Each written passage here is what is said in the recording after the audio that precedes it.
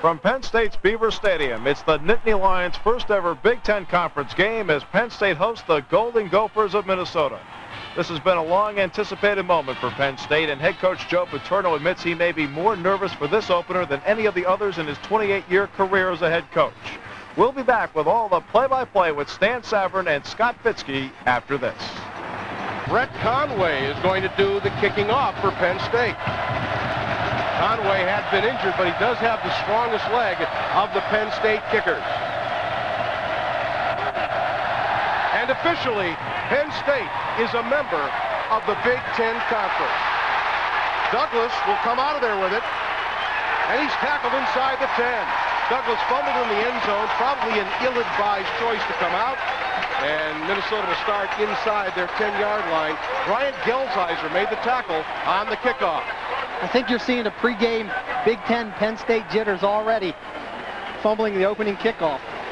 Tim Shade, a junior from Pekin, Illinois. He is the nephew of head coach Jim Wacker, and as Scott mentioned, his older brother Bob is an assistant coach.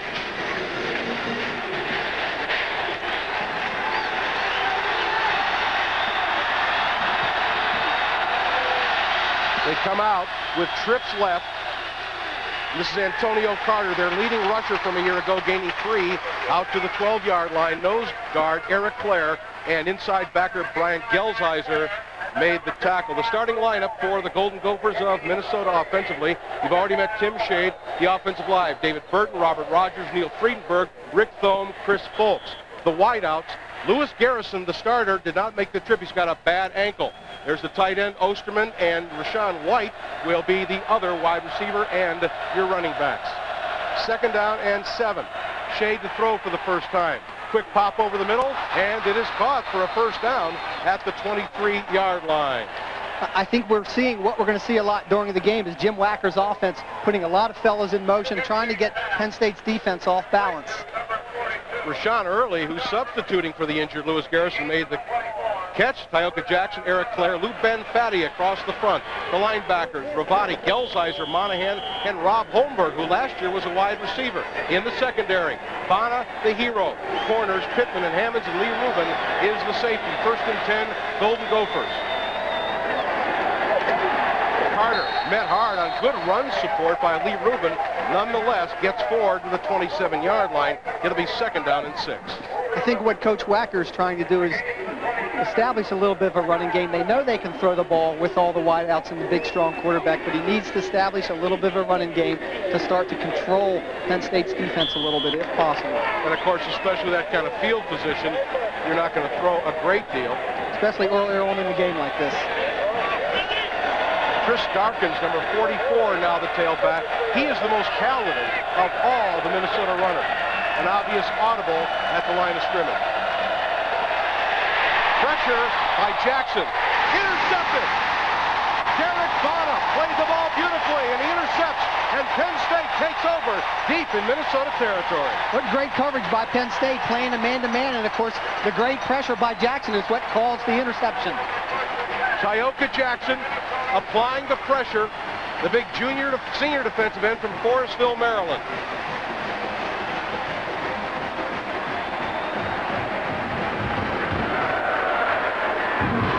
I think that might have showed a little experience in the quarterback. That probably should have thrown it out of bounds or just thrown it or taken a sack. Chuck Rios was the intended receiver, but Bana played the ball beautifully, read it beautifully. John Saka at quarterback. Play fake. Out in the back to Ingram, and Ingram is near the goal line. Touchdown! A flanker screen to Bobby Ingram. And Penn State, just like that, 28 yards in one play and a touchdown. What a good play call by Joe Paterno, getting the young receiver right in the game, right off the bat, throwing a quick screen where the tackle and the guard pulling out right in front of him. All it was end zone. Some teams, Scott, after a turnover like to strike quickly, usually deep. But that had to have Minnesota all out of whack. Craig Fayak, the senior from Bell Vernon, will attempt the extra point. Chip LaBarca, the holder. 13-10 to play in the first quarter. And just like that, Penn State has a 7-0 lead.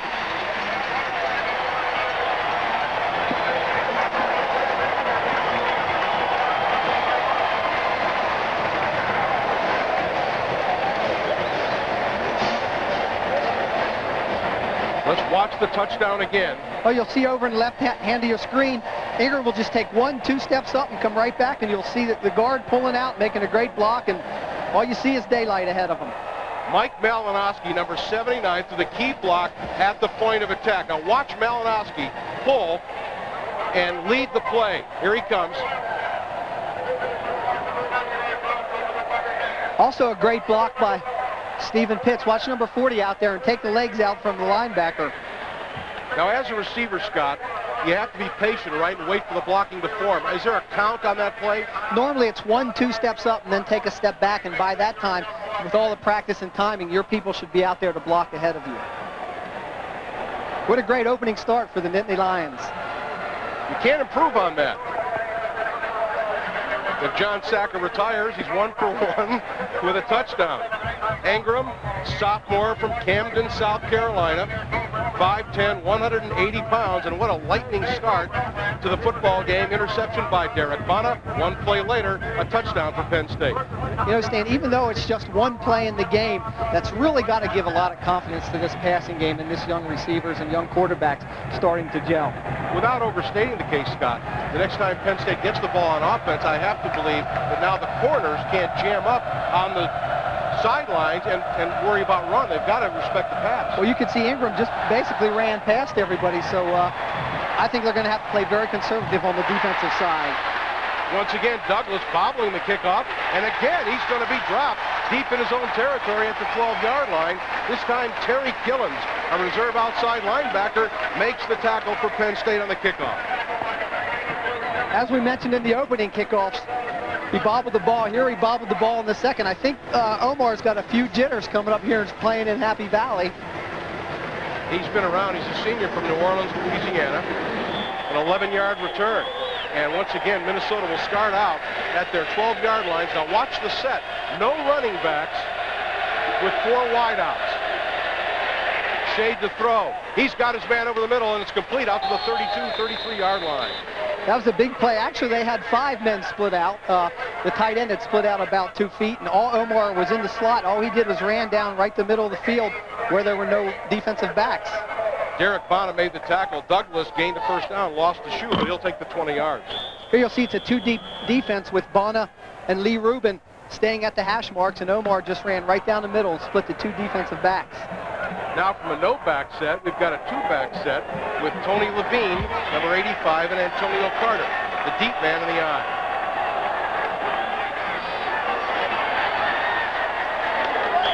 Carter over to left tackle, short yardage across the 35 to near the 37-yard line.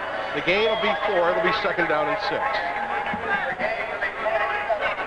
Jim Wacker has always recruited big offensive linemen. If you look through the depth chart, the offensive linemen for the Gophers, 300 pounds, 310 pounds.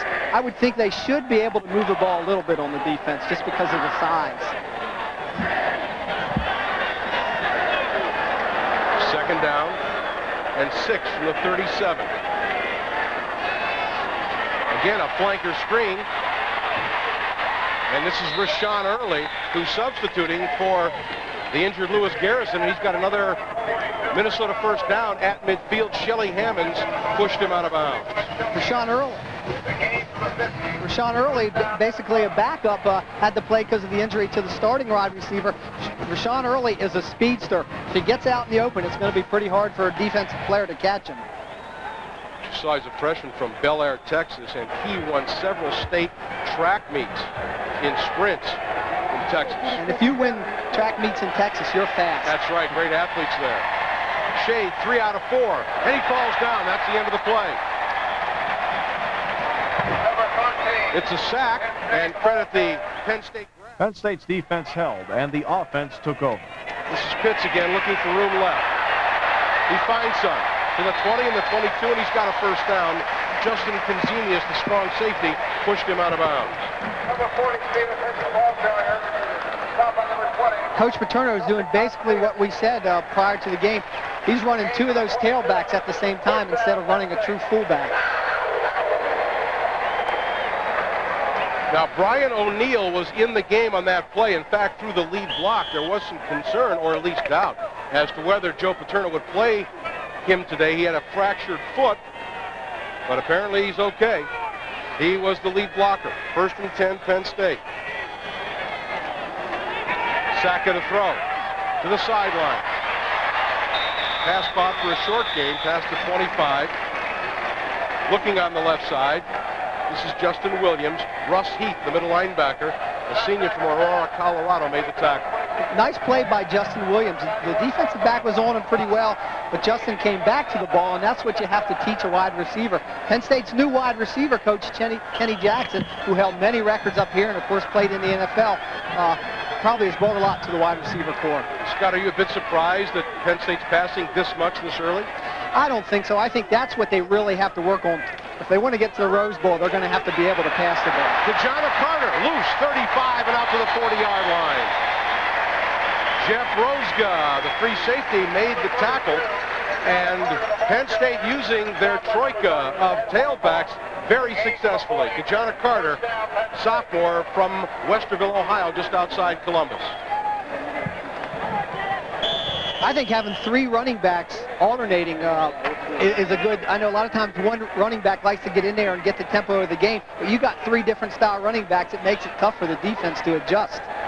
13-yard gain for Carter, who comes out now. Pitts and Whitman are the running backs in the eye. That's Williams in motion near side. This is Stephen Pitts. That's a nice 5-yard gain over a huge hole on the left side. Andrew Veet, left outside linebacker, made the stop for Minnesota. But you take 5 yards on first down anytime. A little difference in the running back style. Of course, Stephen Pitts is a slasher and a real hard-nosed, tough runner and a real good blocker. Mike Archie, who we hadn't seen run the ball yet, is a great cutback runner. And Kajama Carter, of course, if he gets out in the open, nobody's going to catch him. Penn State rushing now, 4 carries, 29 yards. Play fake, bootleg. Saka avoids the rush. He'll take it himself. Does a good job and gets near the first down. He'll be about a yard shy. John getting out to near the 50-yard line. Andy Crodeville, defensive end for Minnesota, playing, by the way, with a broken thumb, and that's tough for a defensive lineman, made the tackle. It'll be 3rd down and a couple. That was very good man-to-man defense by Minnesota. Misdirection play. Saka rolled to the right and tried to hit big tight end Kyle Brady. Of course, he was covered, so instead of taking the sack, he twirled around, gained a few yards. 3rd down, about a yard and a half. O'Neal back in at fullback. He'll get the carry, and a good, solid, tough run into Minnesota territory, and good for the first down to the 48. Dennis Capella, the best defensive lineman in Minnesota, made the initial hit cleanup by Andrew Veet, number 98. I think, Stan, as you had mentioned earlier, all indication we got prior to the game was Brian O'Neal was not going to play. So Joe's kind of stuck to his guns and is doing everything what he didn't tell us to do. I think Joe enjoys outfoxing the media more than the opposing coach. I really do. Mike Archie now in at tailback and Whitman back in at fullback.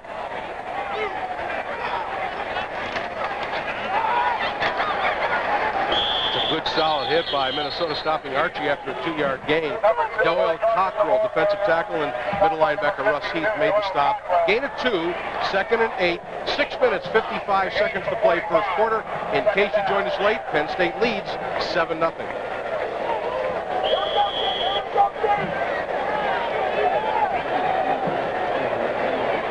Scott, do you suspect that Joe and Fran Ganton are calling plays by shuttling the tailbacks? I think that's how they're doing it, especially at the beginning of the year until the quarterback gets real comfortable what he's doing. They're sending them in every play probably with either one of the tailbacks or one of the fullbacks. 2 tailbacks and that's it. Saka throws. He's got his man. A nice catch. The pass was behind the receiver, Justin Williams, but he made a good adjustment on the ball and made a nice catch. That's a nice timing pass, as you'll be able to see here on the screen. Saka throws it as Justin is on his way back towards the ball, and he makes a really nice adjustment. Feet come out from underneath him. He makes a really good catch. That's his 2nd catch. It's a 17-yard reception. This is the 9th play of the drive, and Saka took a real tough hit on the play as he released it. He's throwing deep for Ingram in the corner of the end zone. Touchdown, Penn State! Bobby Ingram with his 2nd touchdown reception. This one, a beautiful throw from John Saka, right on target. All that was a fly right down the side of the field, and John Saka had a little bit of pressure, but threw a beautiful pass. A lot of air underneath it. Bob Ingram made a diving catch in the corner. It was close to being out of bounds. He made a nice play by keeping his feet in bounds. Juan Hunter was the corner, which leads me to believe that Minnesota was in a nickel because Penn State had two tailbacks. That's an 89-yard drive in 10 plays, a 31-yard reception by Bobby Ingram. Ingram, the sophomore from Camden, South Carolina. He's been the catcher. John Sacka, the pitcher. Craig Fayak to attempt the extra point. 6:09 to play in the first quarter, and on two touchdown passes, Penn State leads 14-0. We'll return to more first quarter action after this. 10 games ahead of him, so he's We pick up action later in the first quarter with the Nittany Lions on defense. Better and better each play. Rios is the lone setback behind Shade, who drops back, rush on, pass over the flat, and a circle-in pattern to Rios. And it's a nice gain out to the 29-yard line. Phil Yaboa Cody, the junior from Montreal, Quebec, Canada, made the tackle. Nice circle-in route that time by Rios, who initially set up to block on the play. They had three wideouts all bunched up right over on the right-hand side. And what missed, Omar Douglas went right down the middle, and nobody covered him. Second down and 1. This is a gamble on which Minnesota may be willing to gamble. That's Douglas in motion. Now reverses on 2nd and 1. Play fake and a boot. And a poor throw to Douglas. It is good for the first down to the 32-yard line. But had Shade made a better throw, Douglas had a lot of open field. Well, that's 2 plays in a row now that Omar Douglas was not even covered. Of course, he could have gained an extra 10, 12 yards, and with his speed, who knows whether he would have broken. But Tim Shade did not make a very good throw on that play. Total yardage, Penn State well ahead. 2 touchdown drives in 2 possessions. 1st and 10, Minnesota at their own 32.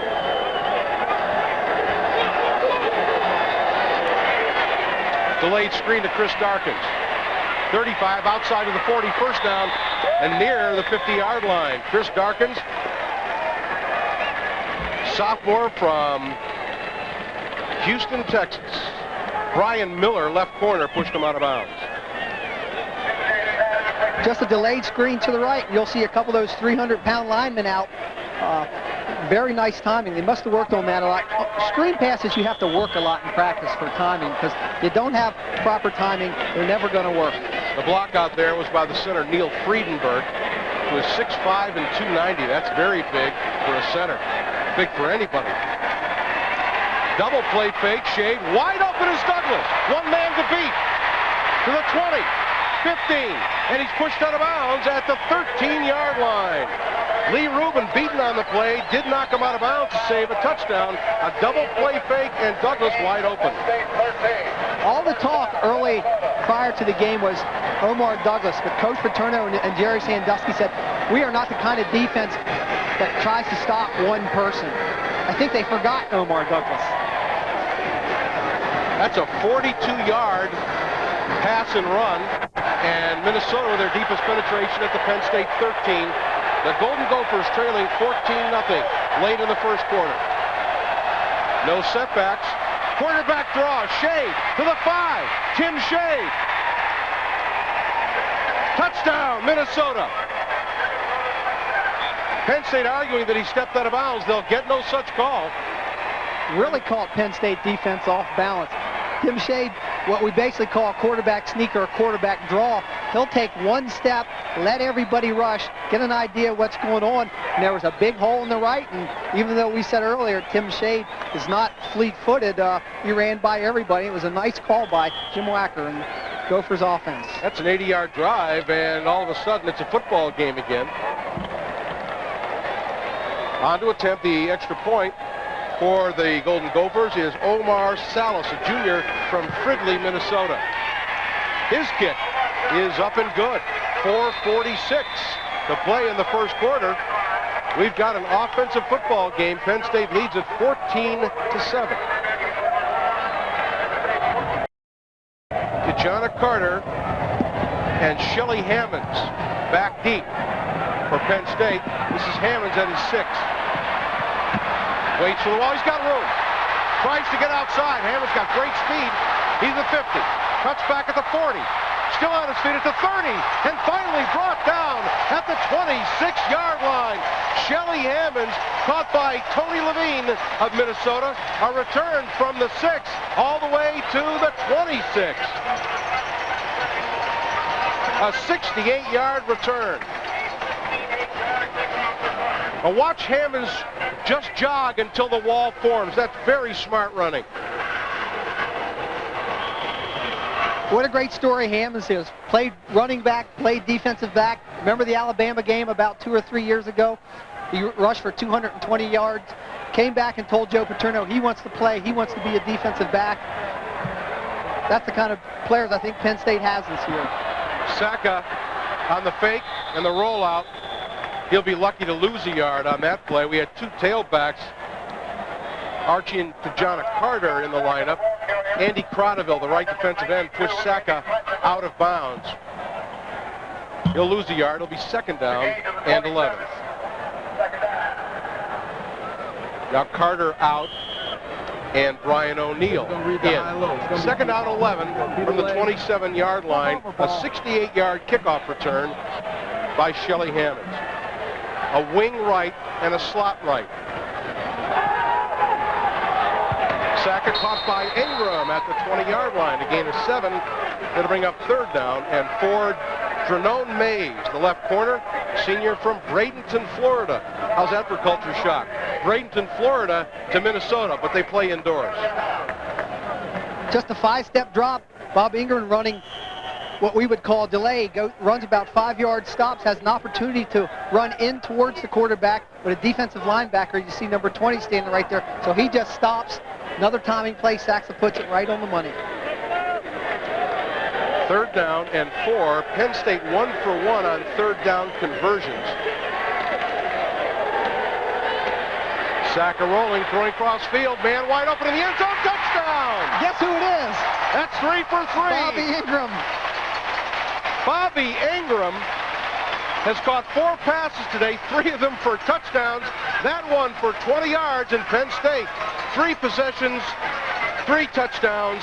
All 3 touchdown passes to Bobby Ingram. I think that was very misdirection. Everybody was running right, quarterback, blockers, everybody. Bobby Ingram just snuck up the middle of the field, and no one even saw him right in the middle of the 2 deep zone. Another perfect pass by Saka. The passing game looks awful good to me. Fayak, who may have to put his leg on a respirator if there is such a thing, will attempt the extra point. Kick is good. Still 3:40 to play in the first quarter, and Penn State 21, Minnesota 7. And I'm wondering when the last time a Penn State team scored 3 touchdowns in the first quarter. There was no further scoring in the first quarter. Passes, no impact on the state in terms of revenue from fans visiting. Let me score this touchdown first. Very good. Go ahead. Penn State, 3rd and goal at the 1-yard line. Short motion to John Carter looking for the corner. He's got it for the touchdown. Hit the pylon despite a protest from the Golden Gophers, and Kajana Carter scores Penn State's 4th rushing touchdown, the 1st rushing touchdown of the afternoon. Excuse me, Governor. Well, I'm delighted. You can interrupt me anytime we score a touchdown. So you know what? We're going to let you do the play-by-play on the extra point. That'll be great. Okay. Kajana Carter, who is the speed running back, just outran 3 or 4 of the Golden Gophers defenders. Dove into the end zone, just barely got in for the Penn State touchdown. And now, ladies and gentlemen, adding to his many talents, the governor of the state of the Commonwealth of Pennsylvania. A senior from Belle Vernon, Greg Fayak, lines up for the extra point. Puts it right through the uprights. It's picture perfect, ladies and gentlemen. I'm leaving. I'm leaving, although the Commonwealth would be in a great deal of trouble if we trade quarter play. Penn State wanted to announce its arrival into the Big Ten. Jim Wacker was very concerned that you play a conference opponent this early. You play somebody who you have standings in your division, your league, your conference. They would rather open up with a non-conference opponent, let everybody get their feet wet. Instead, you're playing the big guy. You're playing the new kid on the block, and they want to play at home. Scoring drive, 6 plays, 17 yards, 3:35 elapsed. Nittany Carter with the 1-yard run, just barely getting outside to the outside and inside the cone, breaking the plane. Where's Nils Hasselmo? Get him back up here in the booth. I think we bring him back here. The season home opener for the Gophers, by the way, is next Saturday, September 11th at 6 o'clock against the Indiana State Sycamores. The first 25,000 fans will receive a free oversized poster featuring head coaches Jim Wacker, Clem Haskins, Doug Woog, and John Anderson. To order tickets, call 1-800-U-GOPHER. And I must admit, I have that poster already at my new house, David. It'll adorn my garage. Got it up all put up in a little frame and everything? But no. Just tacked on the wall like you do those posters in the garage. Here's Nittany Carter again. Go back and look at Penn State's offense. You can see the speed in the corner right there. Justin tries to push him out of bounds, and he just gets that ball over, breaks the plane. And that's the difference. When he sees the end zone, he's looking with body control. He takes it, jumps down. Justin's got him, pushes him, and you see the ball. He just touches it down. Looks like an old rugby play where he gets it down in the end zone. Short kick fielded by Chuck Rios at his 6-yard line. Past the 15, through the 20, and nowhere else. Penn State greets him at the 20-yard line, and Tim Shade will take over at his own 20. Minnesota trying to get some offense going here in this early second. Lou Garrison. Garrison is not here. He's got some ankle problems. They're missing a couple of guys. Hippolyte, the cornerback, also didn't make the trip. He's in a walking cast for an injured big toe. Gophers are going to a no-back offense sometimes, a one-back. That time they had 5 wide receivers. Their tight ends split out. Early just came underneath his zone defense. Chris Darkins, the lone setback behind Tim Shea. The handoff on the counter play out near the 40, but not much else. Darkin's an interesting case. He has a dark visor on his helmet. You may notice as you look at him, he has 2 helmets. He has one with a lighter visor and one with a darker visor, and there's good reason for that, David. Somebody told us in the locker room, we were talking to a couple people, that he is legally blind in one eye. He's got about 20/100 vision. That's what we were told. So he'll come out and practice before the game. If it's a nice cloudy day, he'll wear the clear one, and if it's not, he'll put the dark vision on. It helps his eyesight. He gets good depth perception. Shade back to pass on 2nd and 9. Has some time. Looks for Rios. Unable to find him, though. Shade's pass sails just a little bit over the outstretched hands of Chuck Rios. I like the way the Gophers are attacking on offense. They're not afraid. They know that with the score 28-7 right now, 13:52 left in the second quarter, there's nothing to hold back on. We're going to work our passing game. You're going to get Tim Shade. He's going to take 3- and 5-step drops. Rios comes out. He's lined up wide. He comes deep, and that's just a hair overthrown. Very impressed right now that we have not heard the names Jackson and Ben Fatty making sacks on Tim Shade from the Penn State defense. They are thought as surefire pro prospects. Shade back to pass on 3rd and 9. Has some time. Tries to hit Omar Douglas. Again, just a little too far in front. Bringing along a punting situation for Minnesota. And we'll see if they're as fortunate as they were in their previous punt, where they were able to get the ball off and actually get a pretty good punt out of Ron Holte. Timing is everything when it comes to the Minnesota offense. They're going to take those 3- and 5-step drops. You're going to have quick routes by the offense. You see Jim coming up and saying, hey guys, we're doing the right things. You have to believe in your system. Bob DeBest, the offensive coordinator, says just believe in what we're doing. Eventually we will all catch on. Bobby Ingram, who's had a big day already, back to receive the punt of Ron Holte. Calls the fair catch, and Penn State will begin at their own 25-yard line. 13:41 to go in the second quarter. Penn State up on Minnesota. Nittany Carter, 2nd and 7 for Penn State at their 28-yard line. John Saka leading the Penn State Nittany Lions. Handoff this time to Carter once again. This time trying to get outside. Able to find some room, but not a lot as the secondary comes up, steps up for Minnesota. Carter out at the 31. Excellent defense by the Golden Gophers. At this point, you're looking for small things to make the whole system work. That time, Andy Cardaville is playing down the line of scrimmage. The ball comes to the outside. He pops through. He's not able to grab grab the guy, but he takes that tailback. He forces him down the line. Look at the pursuit coming down here. Look at Heath coming over. Look at Justin Kazemius coming over. You make the guy get out of his rhythm, good things will happen. Good play for the Gophers. 3rd and 4. Big play for Minnesota if they can contain Penn State. Ball on the 31-yard line of the Nittany Lions. John Sacker with split backs, and he's back to pass. Has all kinds of time. Batted away on the play. Big play by Andy Cradaville. Sticks his big mitt up in the air. And look at Cratchiville. He's playing not on the line of scrimmage where we've seen him sometime. He's playing deep. He's going to play a little zone defense. Good play by the offensive line. Ed Hawthorne, your Hawthorne getting some good penetration down there. Saka looking over to his left side. All of a sudden, he's looking down and he goes, oh, hi, Andy. Big man jumps up. Don't expect him to catch it. He's got his hands all padded up and everything, but little zone coverage for the big man.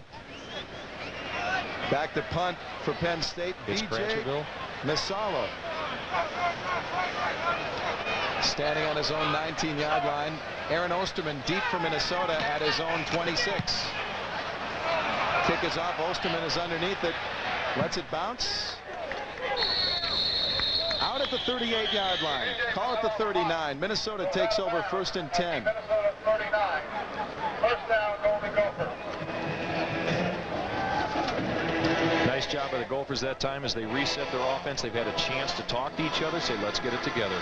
Fans, order your Gopher football season and single game tickets now to watch the exciting whack-attack style football at the Metrodome. Call the Golden Gopher ticket hotline at 612-624-8080 or 1-800-U-GOPHER.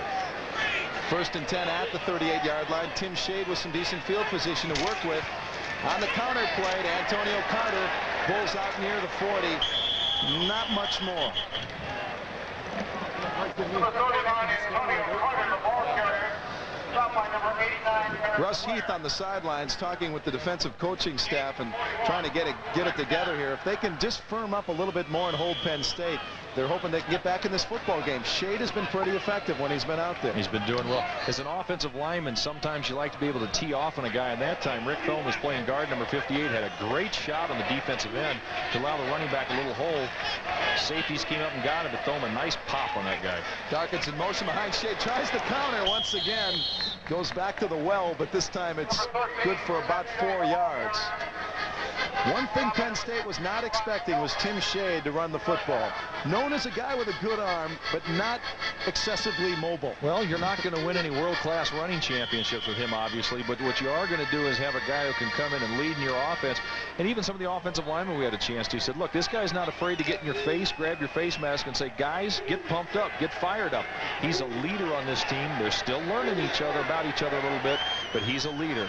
3rd and 2 on the Minnesota 47. Darkins in motion. Shade back to pass. The quick hitter across the middle, and it's complete for the 1st down.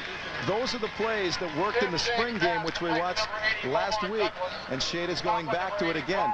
Quick hitters, that's the way to try and beat a bigger, more physically dominating team. He's got excellent skill people and excellent position people. When you look at an Osterman, when you look at Darkins, when you look at Carter, when you look at people like that, Omar Douglas, all he has to have is a little protection up front. When those Penn State linebackers blitz you and they're going to come after you, you read the hot route, dump the ball off, and let the guys work their magic.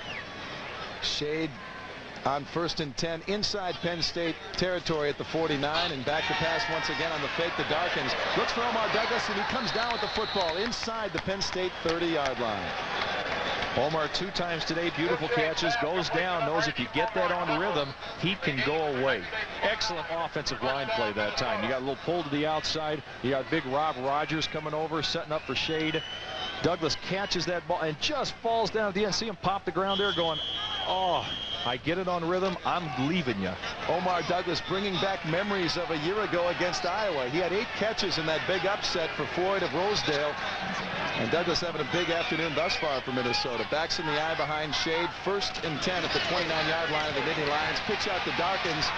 Tries to get outside, but kind of rode down on the play with a gain of about 2. You look who's running out in front of him, though. It's big number 39, Antonio Carter. Not only one of the people who will play in your single back, who will carry the ball and catch the ball for you.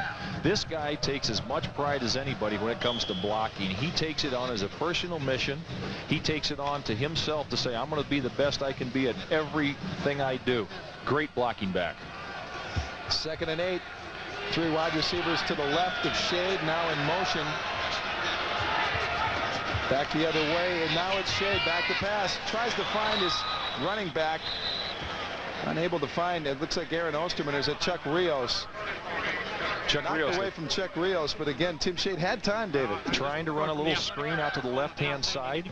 You've got you got Verten coming out of tackle. He's playing his guy back a little bit. Shade tries to dump the ball off, but the play developed so quickly that Rios could not get turned around. They want to stay in rhythm. You don't want to be in 3rd and long because everybody knows Penn State's coming after you right now.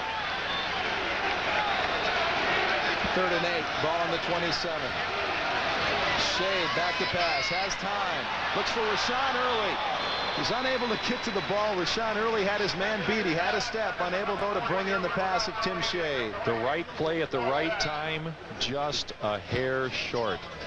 Nice blocking up front. Shade gets plenty of time. See him take 7 steps, throws the ball out. The key to a good pass is that you have to give the receiver an opportunity to catch the ball. Early's trying to run underneath it. He's beaten his defender. Now you're going to have to go with Omar Salas. We're going to see if the man from Fridley can put it through the uprights one more time. Salas to try a 44-yard attempt. And again, this is a great story. Omar Salas, the walk-on. Kick is up and it's blocked. Knocked down at the 30-yard line. Picked up by Penn State. Knocked down just inside the 40-yard line. Carry on the play by Cliff Dingle.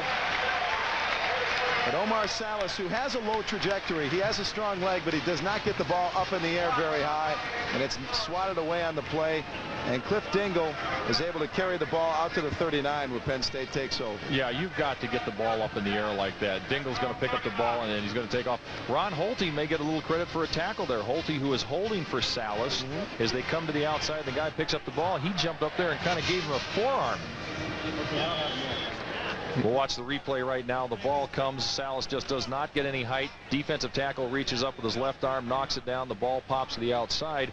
You have to be aware of what happens after the ball's kicked.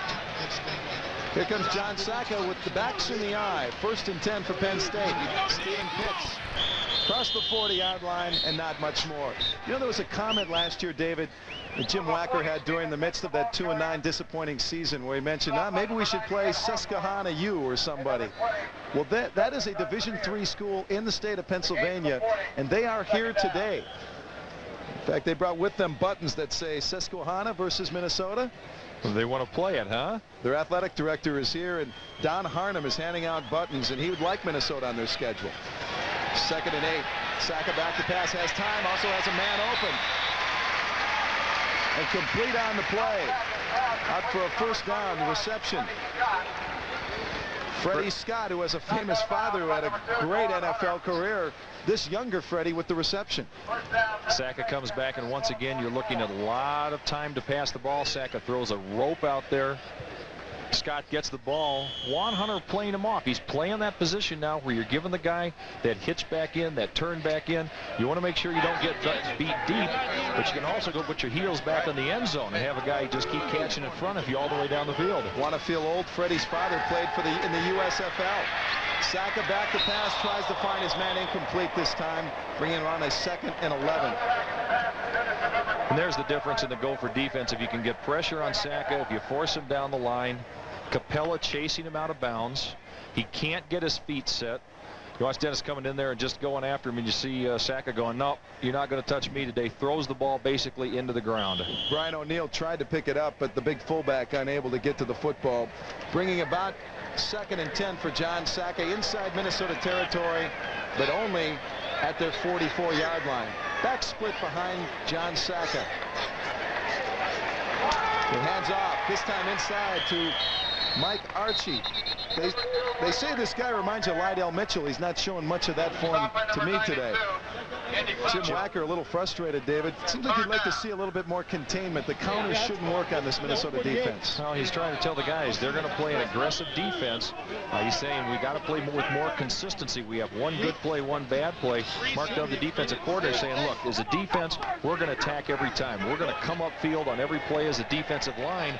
You get a delay every once in a while for a backfield for Penn State. They're going to find an opening. 3rd down and 10 on the 44. Sacca with all kinds of time. And able to spot his big man, the tight end, Kyle Brady. coming down inside Minnesota territory and a big first down.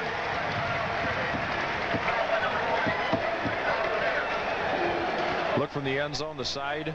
See Saka back. And look at the time, Mike. That's the one thing that you've got to get him off rhythm. He finds his big target coming across the field, lays the ball out nicely, and even if you've got good coverage, which that time the Gophers did, with that much time, you're going to be able to pick and choose your target. Ball at the 28-yard line of Minnesota. The defense trying to hold off Penn State. 1st and 10 to John Saka, who's going back to the air. Now looks down in the end zone, overthrows his receiver. Nice coverage on the play by Minnesota. You hear the boos in the background. Juan Hunter that time saying, look, you've taken me deep twice, no more. I'm playing man-to-man. I'm going to take you down. He plays him. See him turn nicely. He plays him to the sideline. Hunter stays with him, and he's not faked out looking up. He stays with the man. He does not look back at the ball, which usually allows that separation. Excellent defense that time. He's seen enough of the back of the shoes of Bobby Ingram today. He wants to try running parallel with him. He's seen that ball come too many times his way.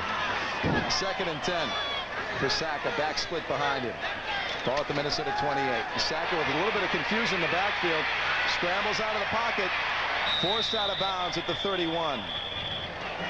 Minnesota with a nice defensive charge, that time forcing Saka out of the pocket, not allowing him the time he has had in previous attempts to find his open man. Brian O'Neill, who's playing fullback number 29, was not expected to play a lot today. Had some leg problems. He's played sparingly, but that time moved Saka off his goal. He's trying to come back. Look at O'Neill just pops him. He falls down. Saka's now going, okay, now we got a broken play. Minnesota closes in nicely. Looking at those numbers a moment ago, Shade's having a nice afternoon. However, when you look at the turnovers, and 2 big turnovers, John Saka's had the better opportunities to guide his offense. And Saka and also the rest of the guys out there, including his fullback Brian O'Neill, does not like something Minnesota's presenting, so a timeout is called. 7:58 to go in the first half of play. Penn State with the lead on Minnesota. We'll come back from the home of the Nittany Lions.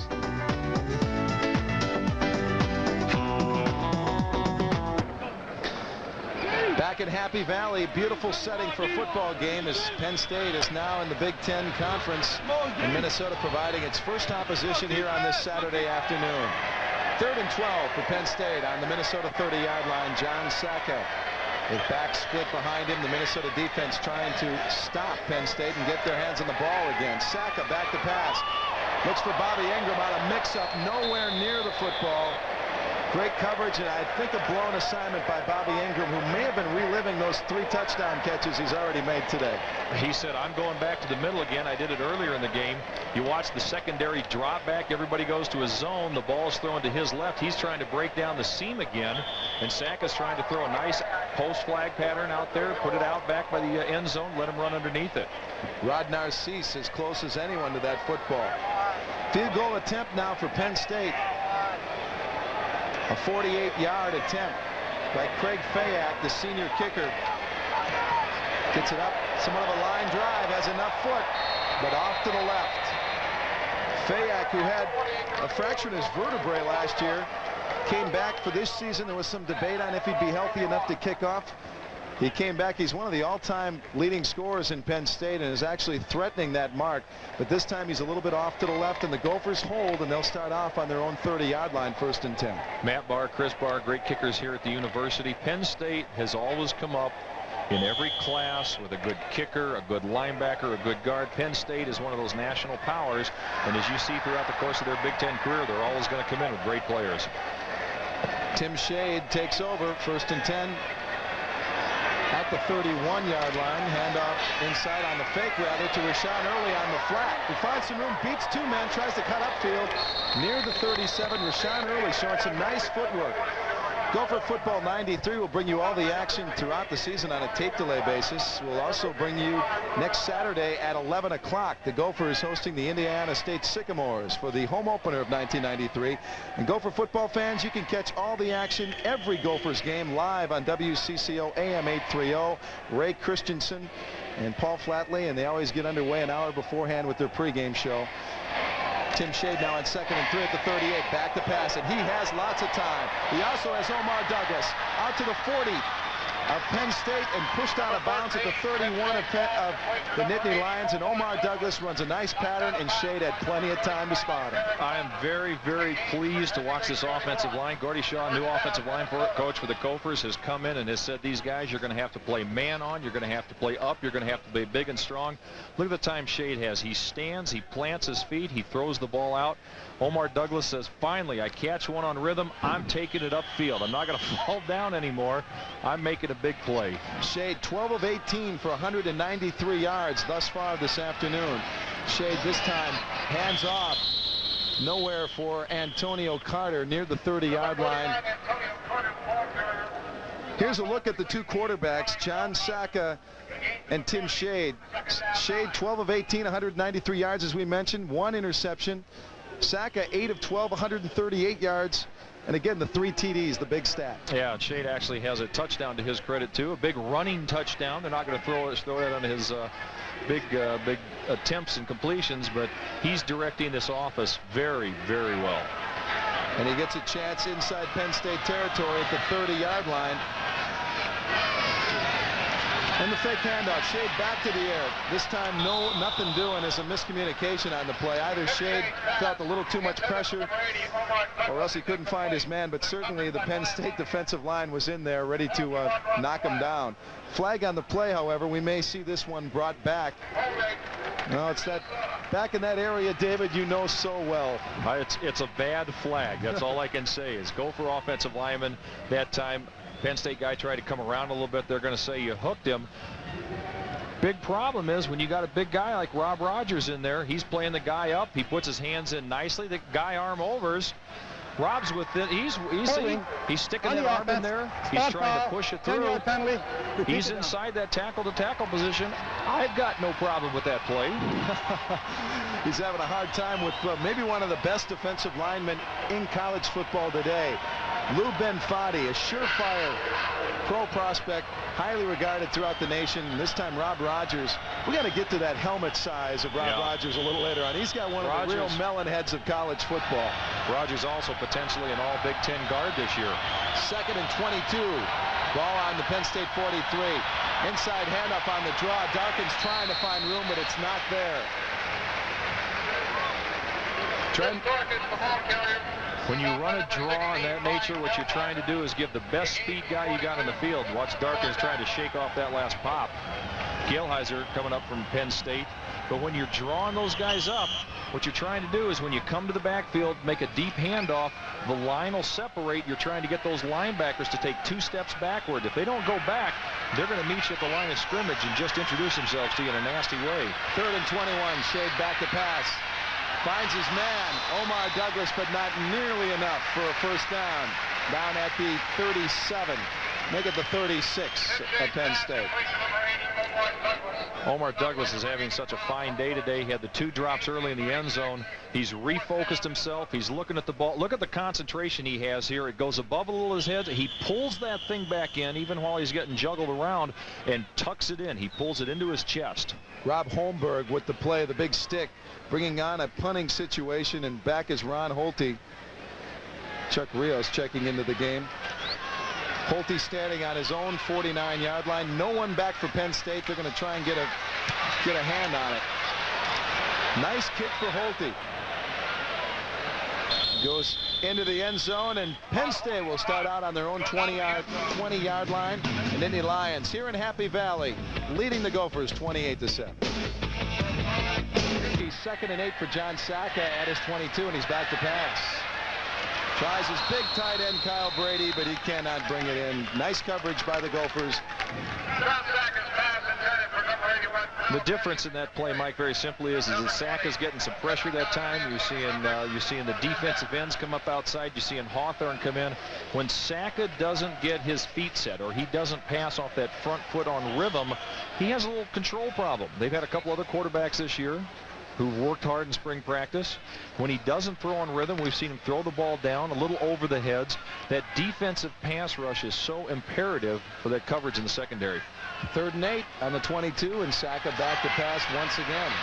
Looks across to Mike Archie. It has the completion, but not near a first down. Nice play by the Gophers to keep Archie from getting to that first down flag. Doug Hofer makes a nice play. A lot of times we've seen some basic fundamental football forgotten, and that's wrap up a guy. Doesn't matter if you get to the guy or whatever you do, but watch Hofer. He grabs him, pulls him down, and waits for his buddies to come help him. That's a nice, solid tackle. Aaron Osterman deep for the Gophers as Penn State will now kick from their own 27-yard line. Back to kick, V.J. Masillo. He place kicked last year when Fayak went down. Now he's just handling the punting chores. And Osterman at his 35-yard line to the 40. Puts a juke on, but gets pulled down at the 43. And Minnesota takes over in pretty good field position for Tim Shade. 28-7, 3:26 left in the second quarter. We've got some neat things coming up at halftime. A couple features on some Gophers and some ball players playing with the University of Minnesota. You'll want to stay and see us for that. We're going to have Dr. McKinley Boston join us also at halftime. Get a little bit of his feel about what's going on in this very historic weekend. And we've used that word, but a lot of people have said this really is a great opportunity for both teams. First and 10 on the 43 of Minnesota. Tim Shade again scampering on the quarterback draw outside to the 45 of Penn State to the 40. Runs out of bounds at the 33-yard line. Call it the scamper, call it the trudge, but this man with little speed is walking through the Penn State defense for large gains. Watch the way he falls. He just hops on the tail of the center. He's just going to hop on Fredberg. He's going to say, here I go. And now look at him hit the outside corner. He's being chased by a safety there, and he's kind of outrunning the big guy. Shade, not a small man himself, but 6'6", 225. I'd like to see him bury that shoulder once or twice on the secondary.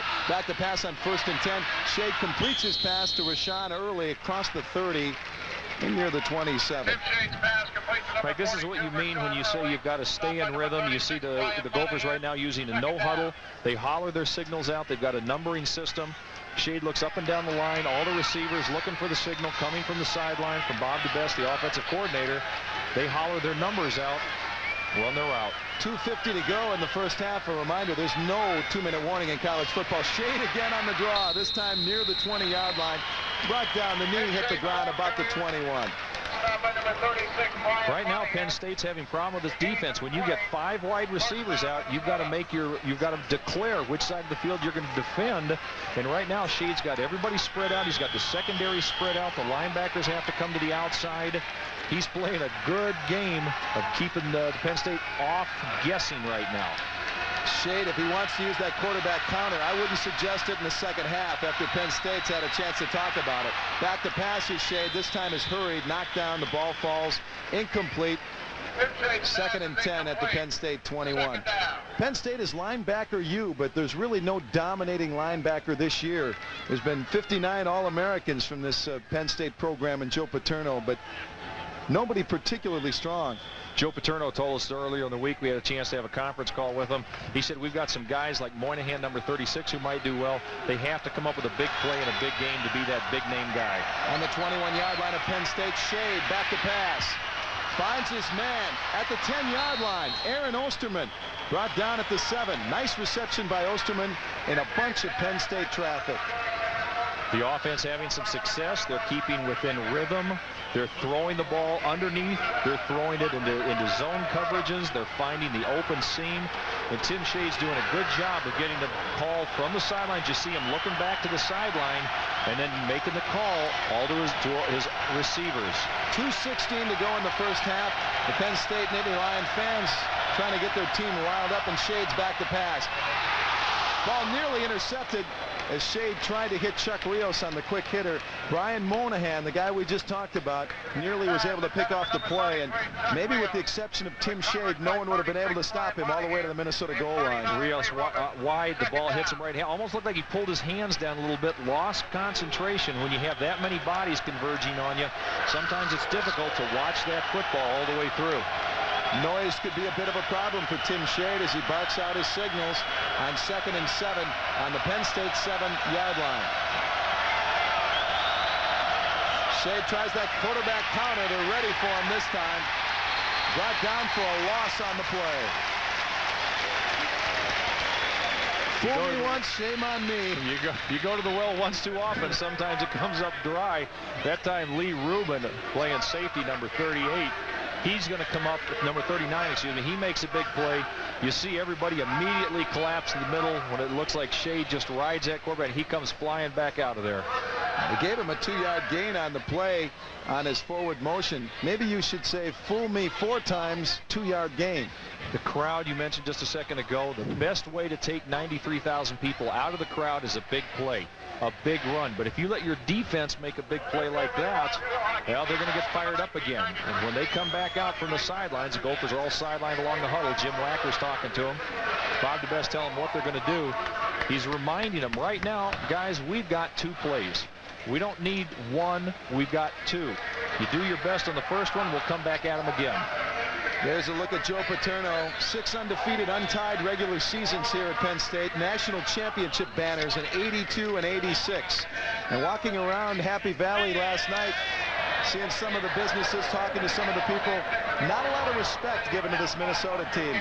One store owner said, maybe we'd be concerned if Rutgers was coming to town. They've seen a lot of film on Minnesota, but the Penn State players have, but the fans here don't know anything about the Gophers. All they know is they were 2-9 last year, and it doesn't mean it's a real test for Penn State today. Joe Paterno had a chance to see the films of the spring game this year with Minnesota, a game where Tim Shade was very ineffective, fumbled the snap twice and did not show a whole lot. Scott Eckers was the far better quarterback on that afternoon, so they might not be expecting this kind of performance out of Tim Shade. 1:55 to go. Tim Shade back to pass on 2nd and 7. Finds Omar Douglas. Touchdown, Minnesota. And there goes the noise right down the tubes. When you have a great play offensively, takes him right out. You can hear Jim Wacker screaming down to the sidelines now. Good play, good play. Nice job by the offense right there. You've got a nice block on the outside. Mike Giovanni coming in, moving his man to the outside.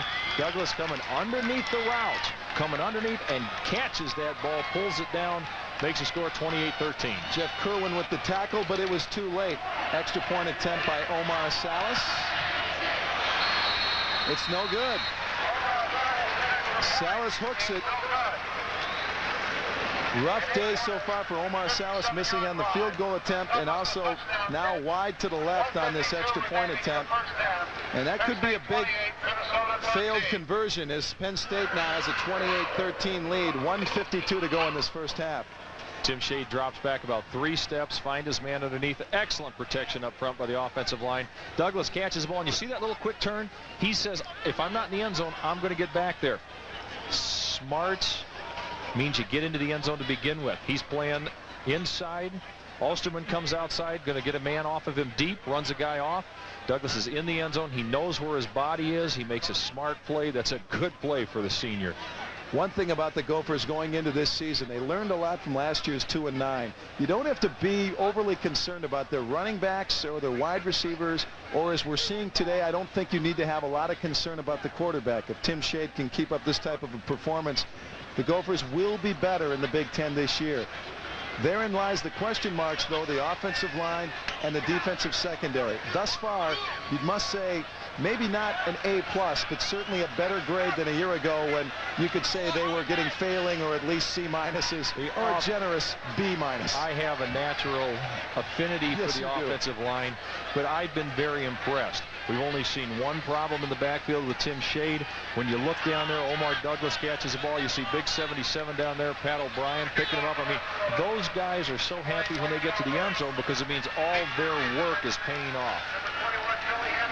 Rather remarkable, and I can only recall one penalty flag flying this afternoon. That's under the over-under number if we were to establish such a thing. We had the offsides by the defense, which allowed Penn State to go in for a touchdown. Just and a not couple 3 penalties. points. Yeah, that one holding by Rod Rogers.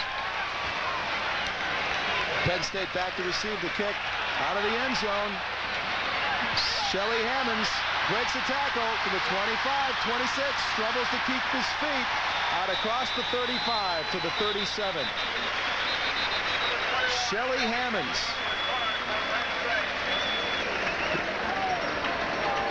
5'10", 185, a burner. Your kicking game needs to have such a big impact. You see coming down, the guy gets the ball, returns, and all of a sudden a couple Gophers do pop through. You've got 16 Craig Sauer, a linebacker, trying to bust that wedge, which means he's looking for people to help back him up. And all of a sudden, you've got number 44 out there, Chris Darkins, making the tackle. That's the value of it, Darkins. But when you're making the tackle now past the 30 to 35-yard line, you're not having anybody back you up. Hammond's an interesting case. Was a running back. Last year decided to become a defensive back, but still likes the football in special team situations. You'll see him returning kicks. Handoff inside. Carter past the 35, 45 into Minnesota territory. Onto the 37. Make it the 38-yard line of Minnesota. Well, this is a situation right now where you're hoping that if you're a defensive player, the films are going to burn on the flight home. Doug Hofer coming up trying to make the tackle. He slips underneath. The ball carrier gets to the outside and just keeps running. You see everybody just trails, and they're pushing and dragging people along. On 1st and 10 at the 38, a completion out to the 27 as Saka hits his man out near a first down. Bobby Ingram, Mike Archie. Out there, it's Archie with the reception. Archie's showing that not only can he run from that tailback position, Mike, but he can catch the ball just as well. And if you see, Joe Paterno's now gone to that no huddle. He's pushing his guys down the field. He wants to make sure that they hustle up and down. Keep an eye on that clock. It's 1:28 to go in the first half. Joe Paterno would like some more points on the board, and Saka's going for it. Feels the pressure, though, however. Brought down on the play. He's able to get the ball away, but Dennis Capella puts the bear hug on John Saka and brings him down to the ground. That is a great play for Minnesota. You got to have your defense come up with big plays. Saka has been untouched all day. Ladies and gentlemen, here was the laying on of the hands. Watch your guy coming from the outside, number 16, Craig Sauer, your linebacker. He hits Saka from the backside just as he's releasing the ball. And then, you know what? You're not a bad guy. Capella, I'll pick up your remains. I'll help you up off the field, big man. Sauer with the inside pressure, forcing Saka into the miscue. Back to pass again is Saka. This time finds his man at the 15. It's Bobby Ingram. We've been calling that man's number all afternoon. Denon Mays forces Mr. Ingram out of bounds, but he's at the Minnesota 12-yard line with a 1st and 10. Saka said, okay, you got me last time when I take 7 steps. I'll do the same thing. Capella tries to knock the ball down out of the air. No go this time. Deron Mays slipped trying to come back on coverage. When Ingram made the break, Mays tries to come up and gather that distance. He slipped to the ground. That's what's dangerous. You get those yards after the catch, Mike. We had a little rain yesterday and early this morning. Turf in reasonably good condition, but there are some slippery spots. I think Mr. Mays found one of them. Handoff to Archie inside the 10-yard line. 5 spins down to the 3-yard line of Minnesota. Flag on the play, however, and that's in that territory, David, that we usually bring on the offensive linemen. Hold. They're starting to look at the offensive linemen. Not one of them is looking at Joe Paterno. I've been in a situation before when you know it's on you, you know you're going to get caught. See the offensive lineman coming inside, and what happened is he pulled the guy down to the ground. You look, he's grabbing him, trying to pull him from the backside. The guy's out of the picture who happened on, but they're going to bring the ball back. You hear your coach from the sidelines screaming at you, look at me, look at me. And that's when you get your hands on your knees and you kind of bend over and ask your buddy next to you, hey, is he looking at me? Against Penn State. 10-yard penalty from the spot of the foul. He was fortunate no one named his number. He might get away with that one. College football, I'll tell you what, guys hate leaving college because in the bigs they start calling your name. Here they just say it's a problem. A minute to play in this first half. Penn State driving at Minnesota at the 20-yard line. Call it the 1st and 18 for John Saka after the penalty. Back split behind him. Hand off on the reverse this time inside near the 15-yard line. Gophers pick up the reverse fairly well. They contain him, do not allow the outside angle, and Bobby Ingram's able to get through with a minor gain, but nothing major on Minnesota. Joe Paterno said, well, let's try something different. We've gone to the outside a couple times, see if they're going to follow our guy. They come back to the inside. Ingram comes in. Not this time. Hofer said, okay, you caught me slipping last time. I'm not going down this time. Latches onto the guy and pulls him down. Hofer's going to have to play some inside, some outside. He's got some big responsibilities on his coverages.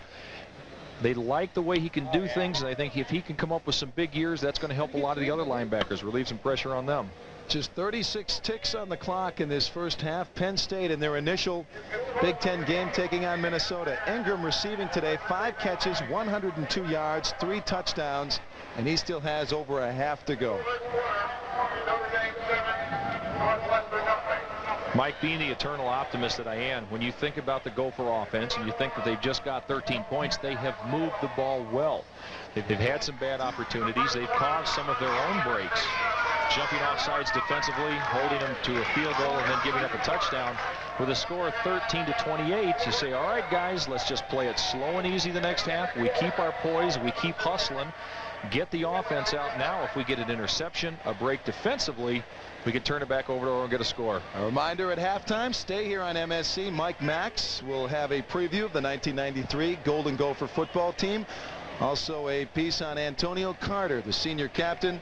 And also Dr. McKinley Boston, who's here on hand. I saw you two former linemen discussing lineman talk, line speak, if you will, down on the field before the game. 2nd and 15, Saka back to pass, looks for Mike Archie, but nowhere near him, and he did feel some pressure as the Minnesota line was able to let John Saka know they're in the territory. Good coverage down the field that time. The Gophers in the zone coverage. Everybody's playing their area. Saka wisely that time decides, no, this is too close. It's a pickoff ball. He throws it back over the guy's head, dumps it out of bounds.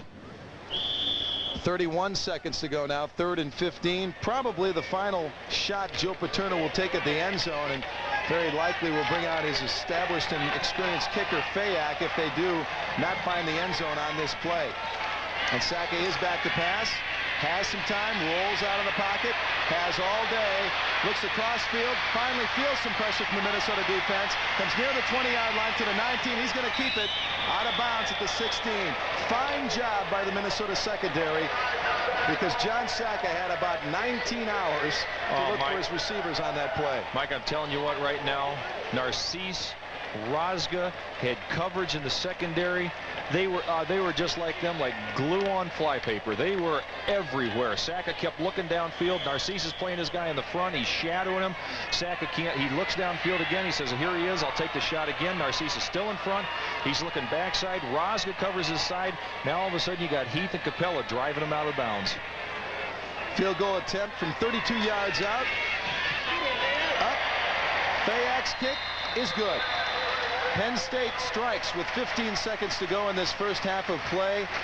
They go ahead of the Gophers 31-13.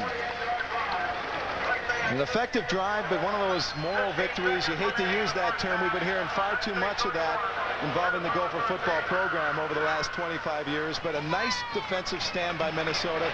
They are playing fairly well, considering they are coming into this game undermanned against a far more physically dominating team in Penn State. They've created some of their own problems today defensively, allowing big plays, some penalty at a costly time. But what Jim Wacker is saying to these guys is, look, and he told them all week long, this game is not the be-all and the end-all. We've got another half to come out. We've got 2 quarters to play. We'll play within our game. We'll play within our system. We are going to score again. He said, look what you've done offensively. Defensively, there's going to be some conversations about, gentlemen, why don't we pretend we're going to tackle some guys this time and put some helmets on some leather. Minnesota will get one more crack at the football with 15 seconds to go in the first half. The scoring drive for Penn State, 48 yards, 9 plays, culminating on a 32-yard field goal by Craig Fayak, the 6'1 senior, who's coming back again off cracked vertebrae. And it was always scary when you're talking about neck or back injuries. It's been a remarkable story. He's been an established kicker here for years. Went down midway through the season last year, was unable to kick. They had their punter at the time, V.J. Masillo, handling both duties, punting and kicking. Joe Paterno now wants Fayak to continue to concentrate on the place kick and Masillo to just concentrate on the punting. And that's a much better attack for Penn State. People don't realize that place kicking and punting are so different that it really does put a lot of stresses on your body. Deep for Minnesota on the fairly short kick is Osterman at the 20 to the 30. The coverage catches up with him, though, at the 31-yard line, and with 9 seconds to go, Tim Shade comes out for a final fling at this first half. Cliff Dingle comes up and makes the tackle, and I think at that point, Osterman is hearing Dingle bells. Come on, work with me, Mike. Work with me, big First boy. and 10 at the 32-yard line of Minnesota. You like that one, huh? Tim Shade. With 9 seconds to play, we'll see if he looks downfield or if he'll just be conservative in his approach. Hands off inside. Looking for some room inside. It's Antonio Carter. Crosses the midfield stripe. Timeout with 3 seconds. Penn State's thinking long pass attempt or maybe Tim Shade on the counter. He fooled him by going to Antonio Carter. Comes up with a nice gain. And now all of a sudden Minnesota's looking at the 49-yard line of Penn State and a chance to throw a Hail Mary and at least have an opportunity to get somewhere near the goal line. Absolutely. You're going to put your speed guys on the outside. You're going to get Douglas in the game. You're going to get Rashawn Early. You're going to get Osterman. You're going to get all those receivers on the outside, and we're throwing the ball downfield. Look at Wacker going, come on, all right, take a knee. Here's where we're going. We're going downtown. You know what we've got to do. Push the secondary. Push him down. He may not be saying this, but this is what I'd be saying. I got a feeling there may be a few other colorful adjectives. You know, Jim Wacker is putting some belief in these guys. It's the middle of the ball game, and he's constantly working at them. Let's go back to the future with Jim Wacker for just a second if we can. You remember in '83, Wacker at TCU had a record of 1-8-2. In '84, he came back 8-4, a victory at the Bluebonnet Bowl. Gophers last year, his first year, '92, 2-9-0. '93, Mike, where's the sky? Where's the limit? I wouldn't expect 7 or 8 or 9 victories this year, but I would expect improvement, and that's a big step for Minnesota. Southwest Conference in the Big Ten, little difference there in talent level, I believe. Shade back to pass, standing at his 44. This will be the final play. Completes to the tight end. Pulls over 2. Goes for the third man inside the 20, but down on the play, Eric Dowling. That's the end of the first half. Nice reception by Dowling. Unable, though, to get any further than inside the 20-yard line. Let's take a look at Omar Douglas once again. With the second Minnesota touchdown of the day. 31-13, Minnesota trailing here in Happy Valley. Halftime, and Mike Max coming up.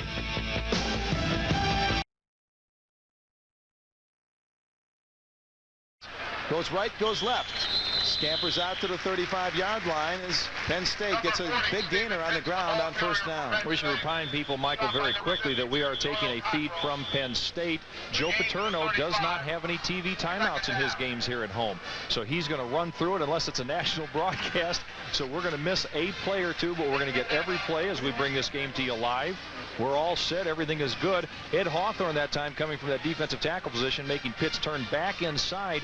The difference in the defense in this half is they've got to contain people. They've got to push him back to the middle where all their big help is. If Penn State is able to get to the corners, get to the outside, get outside those numbers as you see, they're going to have a field day. We had a threat of rain earlier, but that's all but nil as the skies are even breaking up as we speak, and a little bit of sunshine now here on Beaver Stadium. Beaver Stadium, by the way, named after a former governor here in the state of Pennsylvania, James Beaver. Second down, handoff to Carter. Out near a first down, gets a little extra effort out near the 39-yard line, and a first down for Penn State. Penn State feels that at this point they're up 31-13. What they're going to try to do now is not totally go away from that pass attack, but they're going to start grinding the clock. They're going to start making the Gophers play an on-field, down, grind-out type of offense. They're not going to give them a chance for a lot of interceptions, for big plays. The Gophers are going to have to come up, put that helmet right on the football, Mike, and pop it loose somehow. Make something happen. Split backs behind John Sacca. On his 39-yard line, back to pass. Finds his man on the flat, complete near the midfield stripe. Gopher defense, the secondary shows up, however, and Mike Archie is held to a 7 or 8 yard gain depending on the spot. You're going to see a lot of new faces coming in for Penn State at this time. LaBarca comes in, wide receiver number 3. He hits the sidelines, and you see instead of trying to go out of bounds there, young guy, he wants to come up the field a little bit. He wants to try to make something happen, so he's going to come in right into those secondary.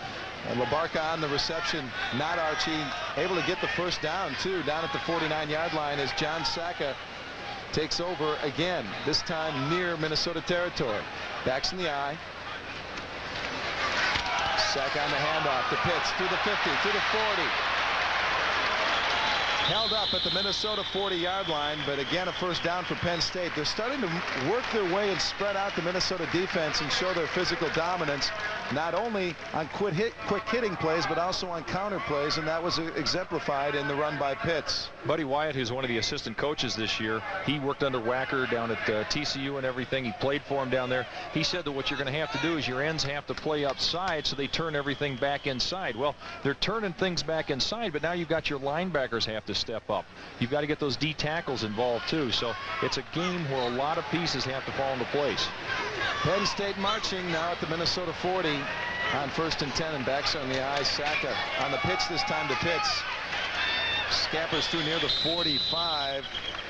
Finally brought down by a host of Gophers, including Ed Hawthorne, who was showing nice pursuit on the play.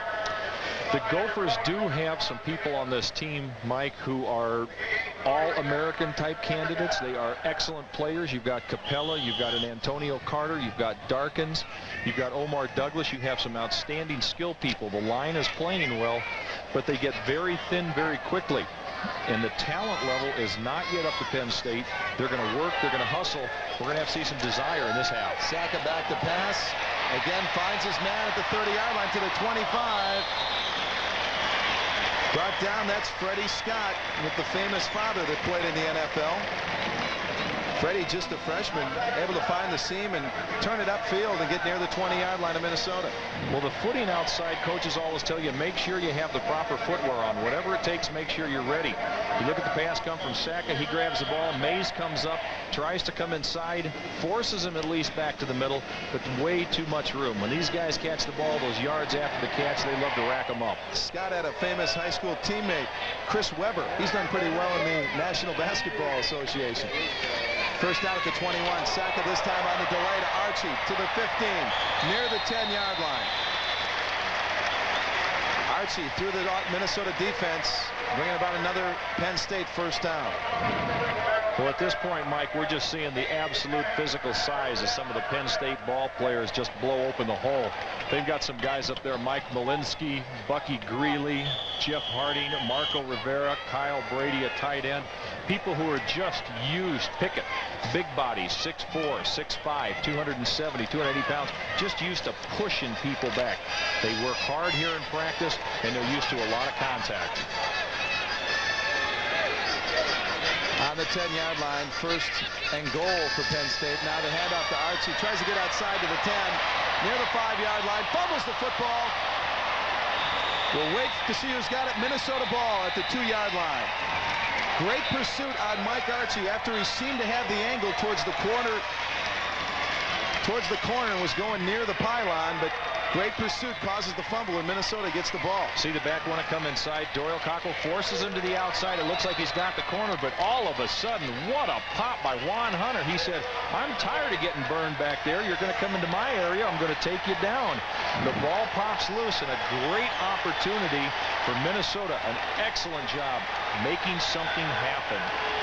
Zemius and Hunter with the hit. Rosga comes up with the fumble recovery, and Minnesota takes over on their own 3-yard line. First and 10 for Tim Shade. He's in a hole, trying to get out. Handoff inside, going nowhere. As an offense at this point, you hope when you've got your wide out spread out so far wide that you can get just a little hole inside to create some opportunity. Juan Hunter walking the sidelines now going, you burned me twice. You're not coming back to my area anymore. Stay away. Carter comes out. Darkins comes in, and Darkins offers that outside threat as Minnesota lines up on a very big 2nd and 9. He can catch the ball underneath. He can catch it deep. One of their best all-around athletes. Back to pass is Shade. Feels some pressure. Unable to get it out. There's coverage on Omar Douglas, and he's unable to find him as the ball falls away incomplete. Rob Holmberg on the coverage, number 80 for Penn State. You notice Penn State has got all those linebacker numbers with all the odd different sizes, everything. Shed takes a nice toss. Pocket starts to collapse, but he gets in there. You got 80 meeting 80. There's a little size discrepancy there. Holmberg has a bit of size on Douglas. Douglas just 5'10". Holmberg at 6'3", 215. Although, you know, Holmberg was a wide receiver last year and also all-conference quarterback in high school. So this guy knows the offensive and the defensive side of the ball. He might have better anticipation on what the wide receiver might do. 3rd and 9. Complete. Shade finds his man Osterman out of bounds at the 21-yard line. Big play by Tim Shade. Had it just enough time to find Osterman out near the sideline and a big first down. It's not an advantage right now, but Mike, the guys know they're down by a score of 31-13. You start to play looser. What have we got to lose? I mean, what do I have to be uptight about now? Go out, you make a nice catch, it's just pitch and toss, but all of a sudden you start going up the field. You start making little marches, little victories here. You put it together. Gophers start moving the ball down the field. Let's see if some good things can happen. On 1st and 10, 22-yard line, the ball is down and now in the hands of Tim Shade, who hands off to Chuck Rios. Finds some room out near the 30-yard line across the 25. A gain of about 5 for Minnesota as they look at 2nd down. Rios is a big story for this team. He was the most impressive running back they had in the spring game of 1992, then suffered the injury, had to miss all of last year. Chris Darkins was able to evolve because of that opportunity. Now Jim Wacker's looking at 3 outstanding tailbacks on his offense in Darkins, Carter, and also Chuck Rios.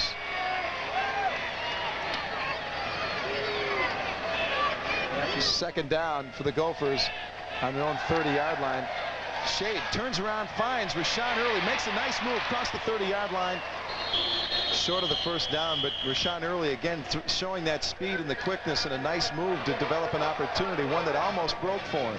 Jim Wacker said all last season what they have to do is increase their speed on this team. When you play inside the Metrodome, you play in that artificial turf, you've got to have guys who can make quick cuts, they've got to make fast moves, and they've got to make split decisions. Early is a young man, but he's one of those guys who Jim Wacker feels that they can really base their offense on. Wacker barking out what the Gophers shall do if indeed they are short on this measurement for the first down. Penn State fans not happy. They don't even want a measurement. Yeah, they are short by a little less than a yard, bringing about a big 3rd down play for Minnesota. Shade, by the way, 19 of 28 this afternoon in passing, 277 yards, and also that 13-yard touchdown scamper through the Penn State defense. What you try to remind your receivers at this point, if you dump them the ball, or the running backs, look, just get the first down. Make the big play later. Get the first. We move the sticks, and we'll start our offense all over again. Backs in the eye behind Shade on 3rd and less than 1, and the handoff goes to Darkins, who looks like he got it as he barrels across the 32 near the 33. He had good forward movement. We'll see where they spot it. First down, Minnesota. Darkins, a business major, knows that your business right now is to get that first down. And the guy who makes it happen is number 39. You mentioned earlier in the first half, Mike, that he will give his body up for everybody. He knows that he can be part of a successful team. Chris Darkin make a nice first down for the Gophers. Antonio Carter leading the way, burying the shoulder into the linebackers of Penn State. First down for Tim Shade, back to pass. Feels the pressure, interception. Holmberg to the 30-yard line, 25-20, has the angle. Touchdown, Penn State.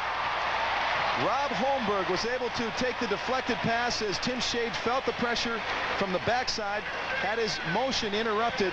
Rob Holmberg, the recipient of the duck, able to catch the ball and scamper for the touchdown, and maybe Rob Holmberg is the next recipient of Linebacker University. Joe Paterno said he was looking for the guy who's going to be able to step up in big situations, make a big play. Shade's got some rhythm. He's feeling pretty good. He sets up a little bit to the left side. Lee releases the ball. He is jacked up by his own guy. All of a sudden, Holmberg takes the ball, starts rambling down there. He thinks he's a wide receiver from last year. Look at the stride out there, following his blockers, puts a stiff arm out there. He knows where the end zone. Get a little high step, put the ball on his shoulder. Yeah, I'm good. David Bertine had the last shot at him, but Holmberg did. If you look at the replay, he actually did step out of bounds, and the official did not. He has finally corrected it after the initial sign of touchdown. It is Penn State 1st and 10. Hand out, pitch out to Pitts. Tries to get outside, brought down to the 7-yard line. Just to back it up for the folks, the officials did rule touchdown. We saw two of the officials with their hands in the air. Fortunately, the field judge was able to notice how Holmberg had stepped out of bounds at the 7-yard line. And here he is, and watch, it was Verteen who did have the angle. Verteen coming down, pushing him. And there goes the left foot right out of bounds. You can see the official back in the right-hand corner of your screen. He makes a call, a very late call, but he finally makes the right one. They were on their way in with the extra point attempt. Second down, Saka back to pass, feeling some pressure, and the pressure causes the incompletion as he tries to find Pitts on the flat. And that's the same thing we've seen. That's the thing we've seen every play in here, Mike, very simply, is if you can keep it, if you keep Saka from setting up, you keep it moving around a little bit. Capella comes to the inside, Pitts looking for the ball, he dumps it into the ground. Defense has to come up with big plays. They know they're hustling. Look at Capella coming in from the inside, outside, forces it down. You've got coverage coming from the backside. Everybody knows where they're supposed to be. A good defensive play. Saka 3rd and 7 on the Minnesota 7. Back to pass once again, and this time he has some time. Now Ed Hawthorne breaks through the line coverage. Looks to the end of the end zone, and nice coverage by Rosga. And Ed Hawthorne with a late surge caused Saka to force Saka out of the pocket. Wanted to get rid of that ball a little quicker than he'd like to, and fortunately for the Gophers, Rosga was right there with the blanket coverage. Safe, smart play by Saka that time.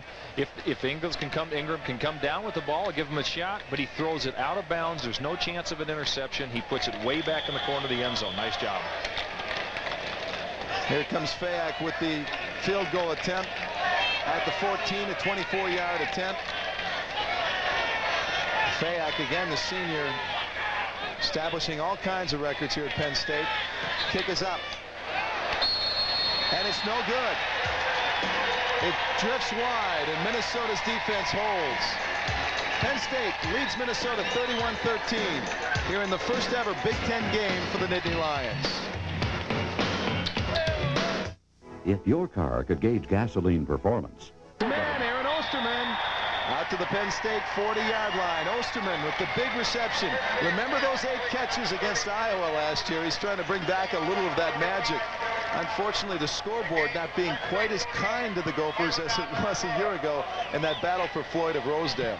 We've got a huge battle going out on the field right now between David Verteen, number 61, and Lou Benfatti, who's their All-American candidate. These two guys are just pounding at each other, and they're clawing at each other. This is Big Ten football at its finest in the interior line.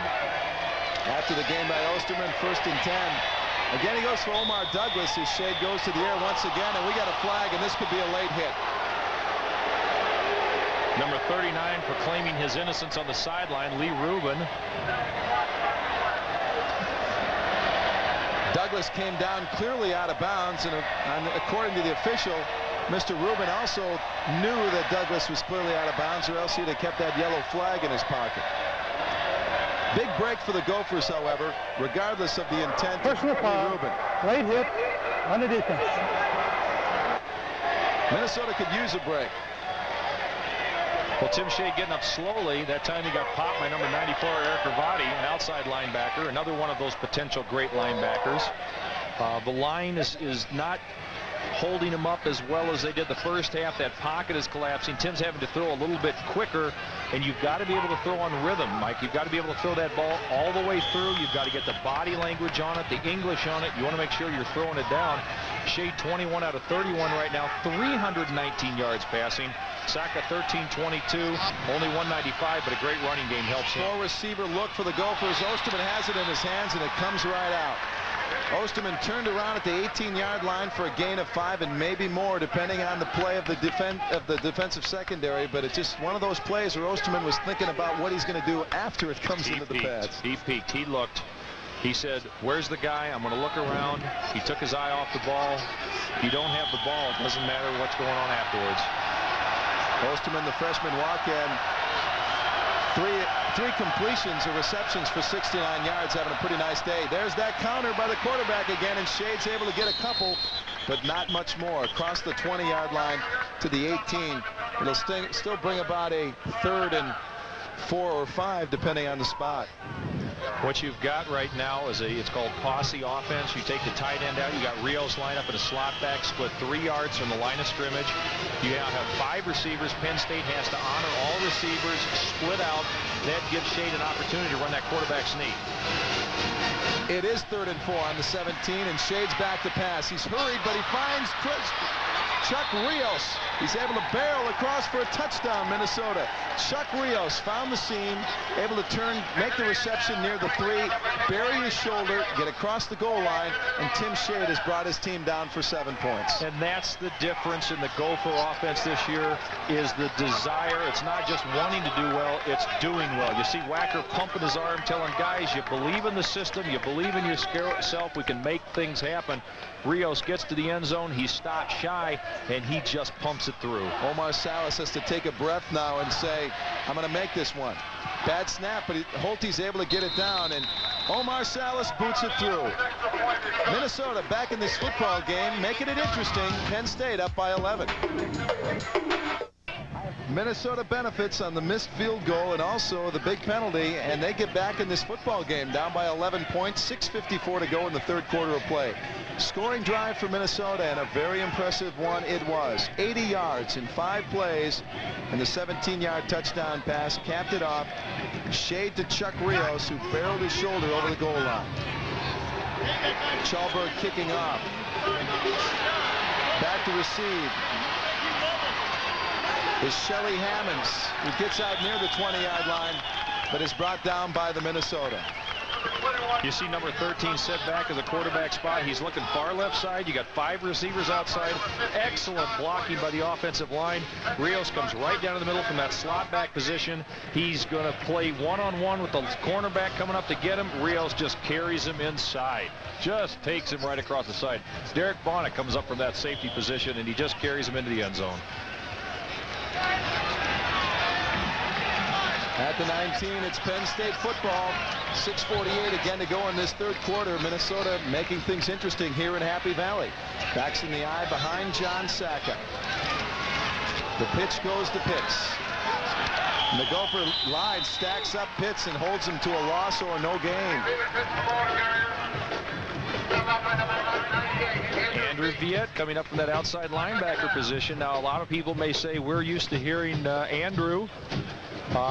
Viet, he came to the sports information people this year and said, no, it's Viet.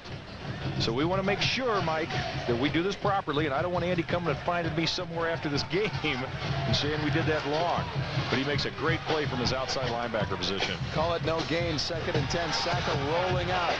Plants, looks for his man, and he finds him. And it's Bobby Ingram across the 40 to the 43 of Penn State. Mr. Money, Bobby Ingram, shows up for the Nittany Lions again. Oh, the Gophers are playing a nice zone defense. They're sitting back. But again, the same individual made a great play last time. Kind of overruns coverage a little bit. Ingram reads it, keeps his feet moving, catches the ball between the linebacker and the safety, and then just takes those yards after the catch. And that's the number all coaches are interested in. What do you do with the ball after you touch it? Saka hands off, this time to Carter. Reads his blocking well. The Gophers try to strip it, but they can't. And Carter turns the corner and gets out near the 41-yard line in Minnesota territory. Moses Taylor eventually able to bring him out of bounds. We said earlier that the Gopher defense was going to attack. They were going to come up on everybody anywhere. They'll blitz safeties everywhere. They start to push him inside, but after you push him inside, Cratchville does a nice job holding him inside. You've got to get your safeties up. You've got to get your corners up. You've got to have people react to that run. Running back finds the sidelines and gets extra yards. Big turning point in this game. If the Gophers can hold Penn State and get another crack at it, they can make things even all the more interesting. Saka, handoff to Carter. Inside, finds room. Makes it through the middle, out near the 30-yard line of Minnesota. Just scampering through, reading his blocks. And this guy, Carter, is so low to the ground and is able to read his blocks so well as he scampers forward. It looks like he's down, but he continues to run with the football. I've tried to quit using as many cliches as I can, but it's gut check time here for the defense. You see the handoff right up the middle. Everybody's getting separation on the line. We got a nice pop on the Gophers. They're coming up. They're making some tackles. You've got Lance Wolko coming up and making, another guy who has told us that his name is going to be Wolko this year. Everybody's changing their names this year. But he comes up, makes a nice hit, but you got to do that 1 or 2 yards. Handoff inside this time. Nothing doing for Penn State as they try to barrel it through the Minnesota offense. And a reminder, Gopher Football 93 will bring you all the action throughout the season on a tape delay basis. We'll bring you next Saturday at 11 p.m. The Gophers hosting Indiana State Sycamores for the 1993 home opener. And Gopher football fans, you can catch all the action for every Gophers game live on WCCO 830. Ray and Paul with the call. And Mike, people also may know that you have your own show on WCCO 8:30 a.m. weeknights when there is no Twins game, called Sports Night. Monday night, I'm out at the Mall of America, America's original sports bar. You can check out Chris Carter. Hand off to Carter of another name. This is Kijana Carter, who's having a nice afternoon for Penn State. Sneaks outside and gets a gain for the Nittany Lions. The frustrating thing right now for the Gopher defense is that it's not just one tailback, two, it's three different ones. And look at the speed of Carter. He hits the outside. Justin Kazemius tries to push him outside again. And right now at this point, Carter has 10 carries, 81 yards, 1 touchdown. I think that's an 8.1 yards per carry. He averaged over 6 yards per carry last year. And Kijana Carter, one of your unusual first names. Carter rather basic, but Kijana, that's a new one on me. Saka back to pass, rolling out. Has some time, feels some pressure though. Welcome, Mr. Capella. The Saka attacker of Mr. Capella, and Russ Heath is there to bring down Saka in the loss, and the Gopher defense stands up. Big Daddy himself. He's standing in his linebacker spot, kind of the quarterback of the defense. He sees the flow to the outside. He reads it right now. His job is to contain the quarterback. All of a sudden, he sees Saka holding it, and he says, "Shall we dance?" I'd like to introduce you to the floor of Beaver Stadium right now from Aurora, Colorado. Big Daddy himself, new Daddy. I'd like to welcome his wife, Brenda, and himself. New baby to the world. Ashton, their daughter, 41-yard try now by the kicker, Craig Fayak. Kick is up, nearly blocked. Hits the goalpost and deflects away. No good. The Gophers get a break of luck. They'll take it. They deserve it. Penn State leads the Gophers by 11 here in Happy Valley in the Big Ten opener for the Nittany Lions, and Minnesota's here to greet them. Strike and a first down for the Minnesota Gophers. We just saw Tim Shade step back. He's looking around. He's getting that pocket protection coming in on him. But he sees Omar Douglas coming right down the middle of his own defense.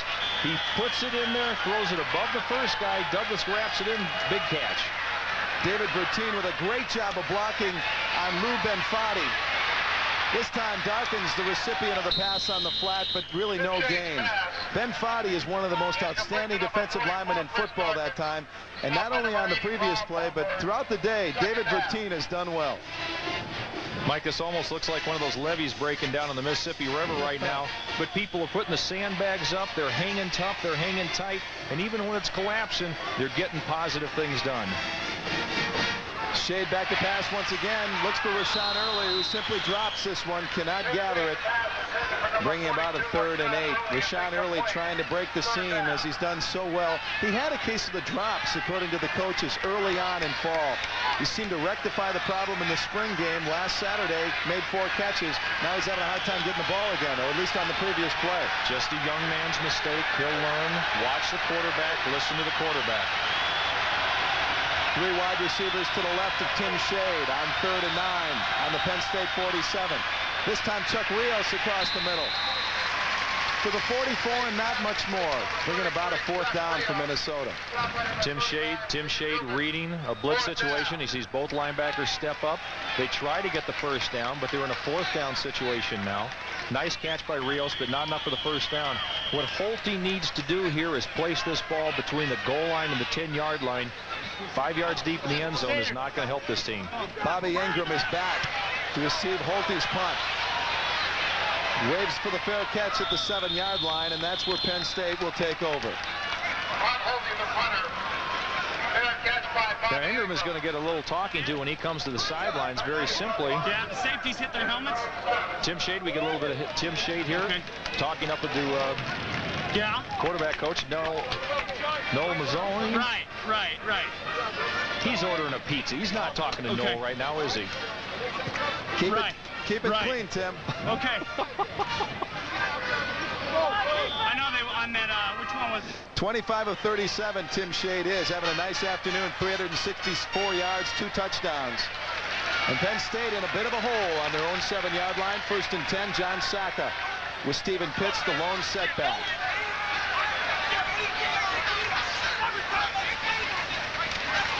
Sacca hands off the Pitts, who gets across the 10-yard line, falls forward to the 12. 93,000 people here on hand at Happy Valley to take in this game. Justin Kazemi is coming up for the tackle right there. What you'd really like to see is get those arms wrapped all the way around. Don't let them even sneak away for that extra 2 or 3 yards. If you can pin these guys back right now where they're punting out of their own end zone, that gives your offense just an excellent spark. 2nd and 5 on the 12. 2:02 to go in the 3rd quarter. Gophers down by 11. Across the middle, great coverage by the Gophers. Bobby Ingram has no shot. Fantastic. You hear the crowd reaction. But ladies and gentlemen, look at that number and watch that name. Terrence Blaine, freshman out of Texas. He is the first burner this team has had in ages. And not only, look at the receiver stumble away. He takes through the man, goes to the ball. And for Gopher fans who are going to get a chance to watch us on MSC all season long here, watch this kid for the next 4 years. He's never going to be redshirted. He's the only true freshman on this trip, and he's one of those blue chip recruits that Jim Wacker was able to bring in the pipeline from Texas. Sacca back to pass on 3rd down. Completes his pass at the 19. Pushed out of bounds. It's Bobby Ingram with the completion. Here's the poise of a couple experienced players from Penn State. You got Sacca going to Ingram. They're a good combination. They've worked together all day long. They know how each other works. They know how each other thinks. They've got good timing patterns. First and 10 on the 19 as Ingram was able to bring in the ball. Ingram has been a big player for this Penn State team this year. Not a big receiver, only 5'10", but he's a junior out of South Carolina. But he gives him a great opportunity. Carter on the handoff outside the 30 to the 35 of Minnesota. Rustled down on the play by Rod Narcisse, but Carter able to turn the corner on Minnesota, and that's been their problem this year. This game, the Penn State running backs have been able to get outside the linebackers in the secondary. Have had to come up and make the tackles.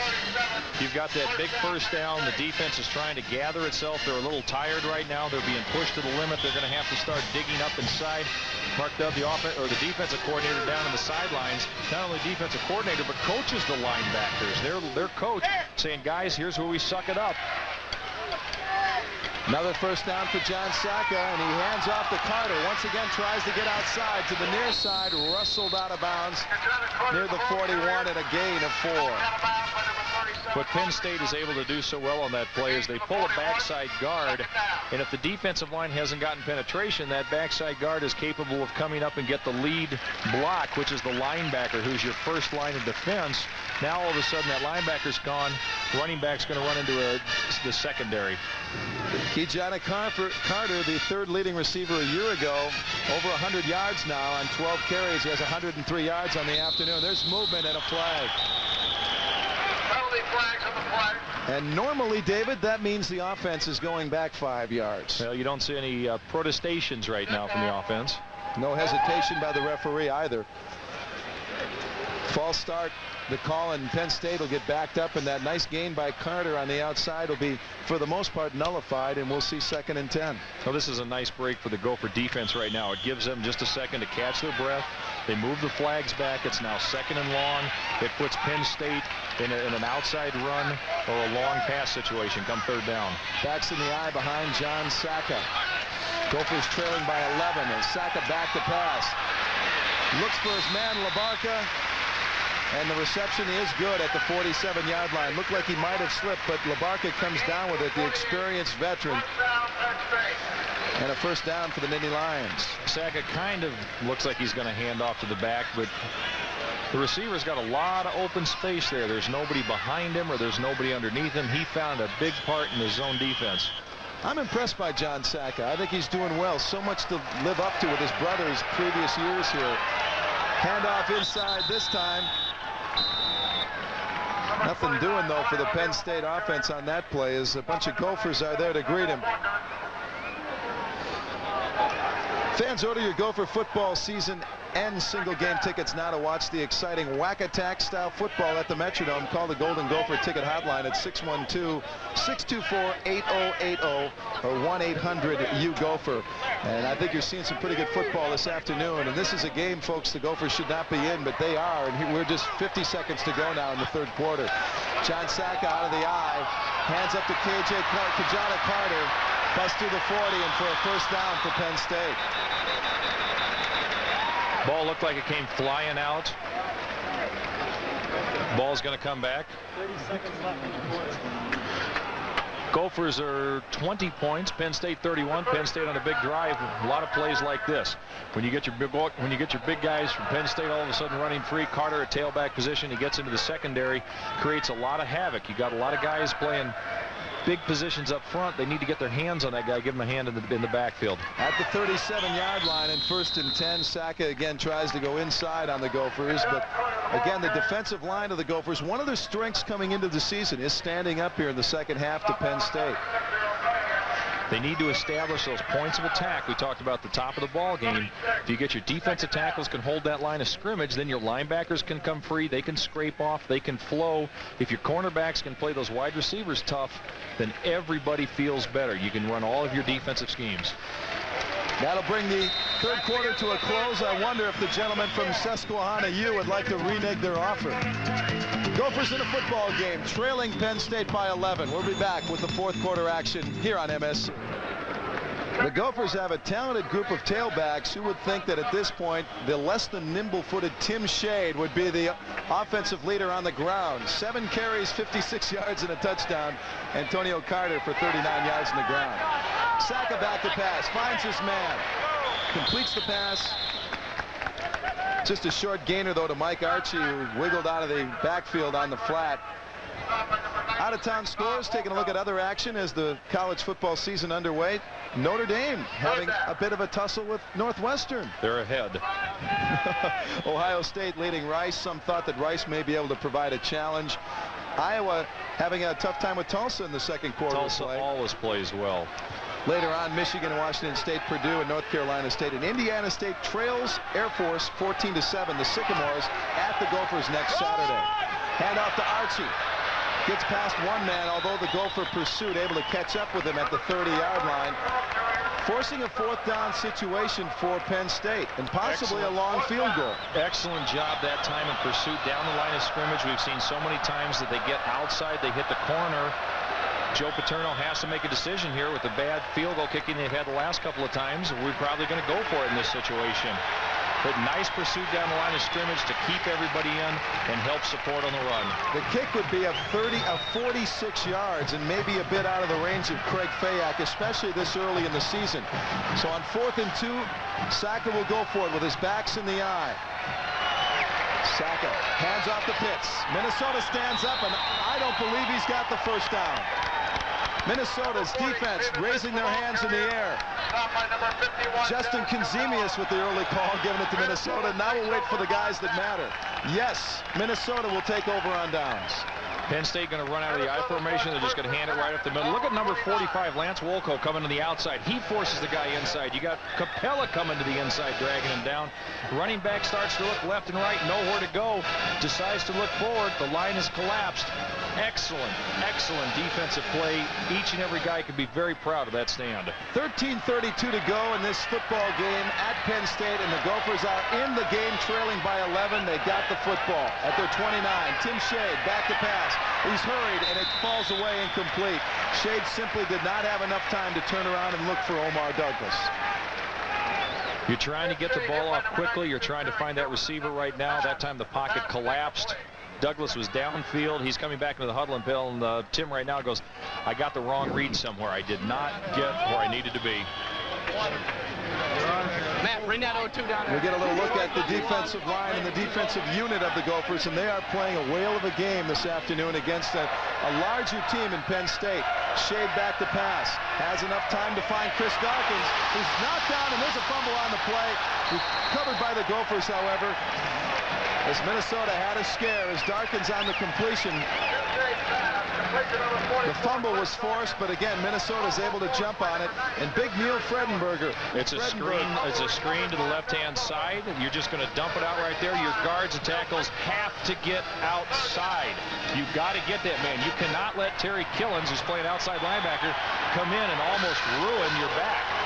You said earlier about Northwestern and Notre Dame. The Wildcats lead Notre Dame now 12-7. So much for that theory. 3rd down and 10. Ball on the Minnesota 29. Shade taking charge as he has all afternoon. 4 wide receiver look. Shade back to pass. Looks for Osterman. Ball a little high. Great coverage on the play, and the ball falls incomplete for Minnesota. You're forced to go for the first down in that situation when you stay in rhythm. If you get the ball up 2 yards, 3 yards, 4 yards, you can go for an underneath route. This time he has to go for a quick pass, but it's got to be a 10, 11-yard route. He gets 4 steps, throws the ball. The ball is high over Osterman's head. He reaches for it. Just not enough. And Holte is back to pass on the fake punt, something the Gophers tried a lot last year. Try it once again, but this time it doesn't work. They try to go out to the outside. Mike, and there's nothing wrong with that. This team has to take advantage of every opportunity. They're going to take gambles. They're going to blitz on defense. They're going to try things on special teams.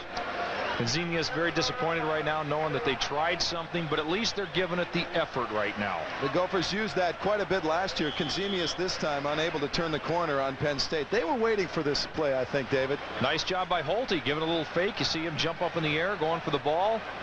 Everybody pulls out to the left-hand side. You try to find a body. You're trying to find a gap and a space. You're not looking for a specific number, but you're going after it. Are you saying you were watching Mr. Holte instead of Mr. Kenzemius? Oh, well. Saka back to pass, first down. Looks downfield and has his man, but he underthrows Bobby Ingram.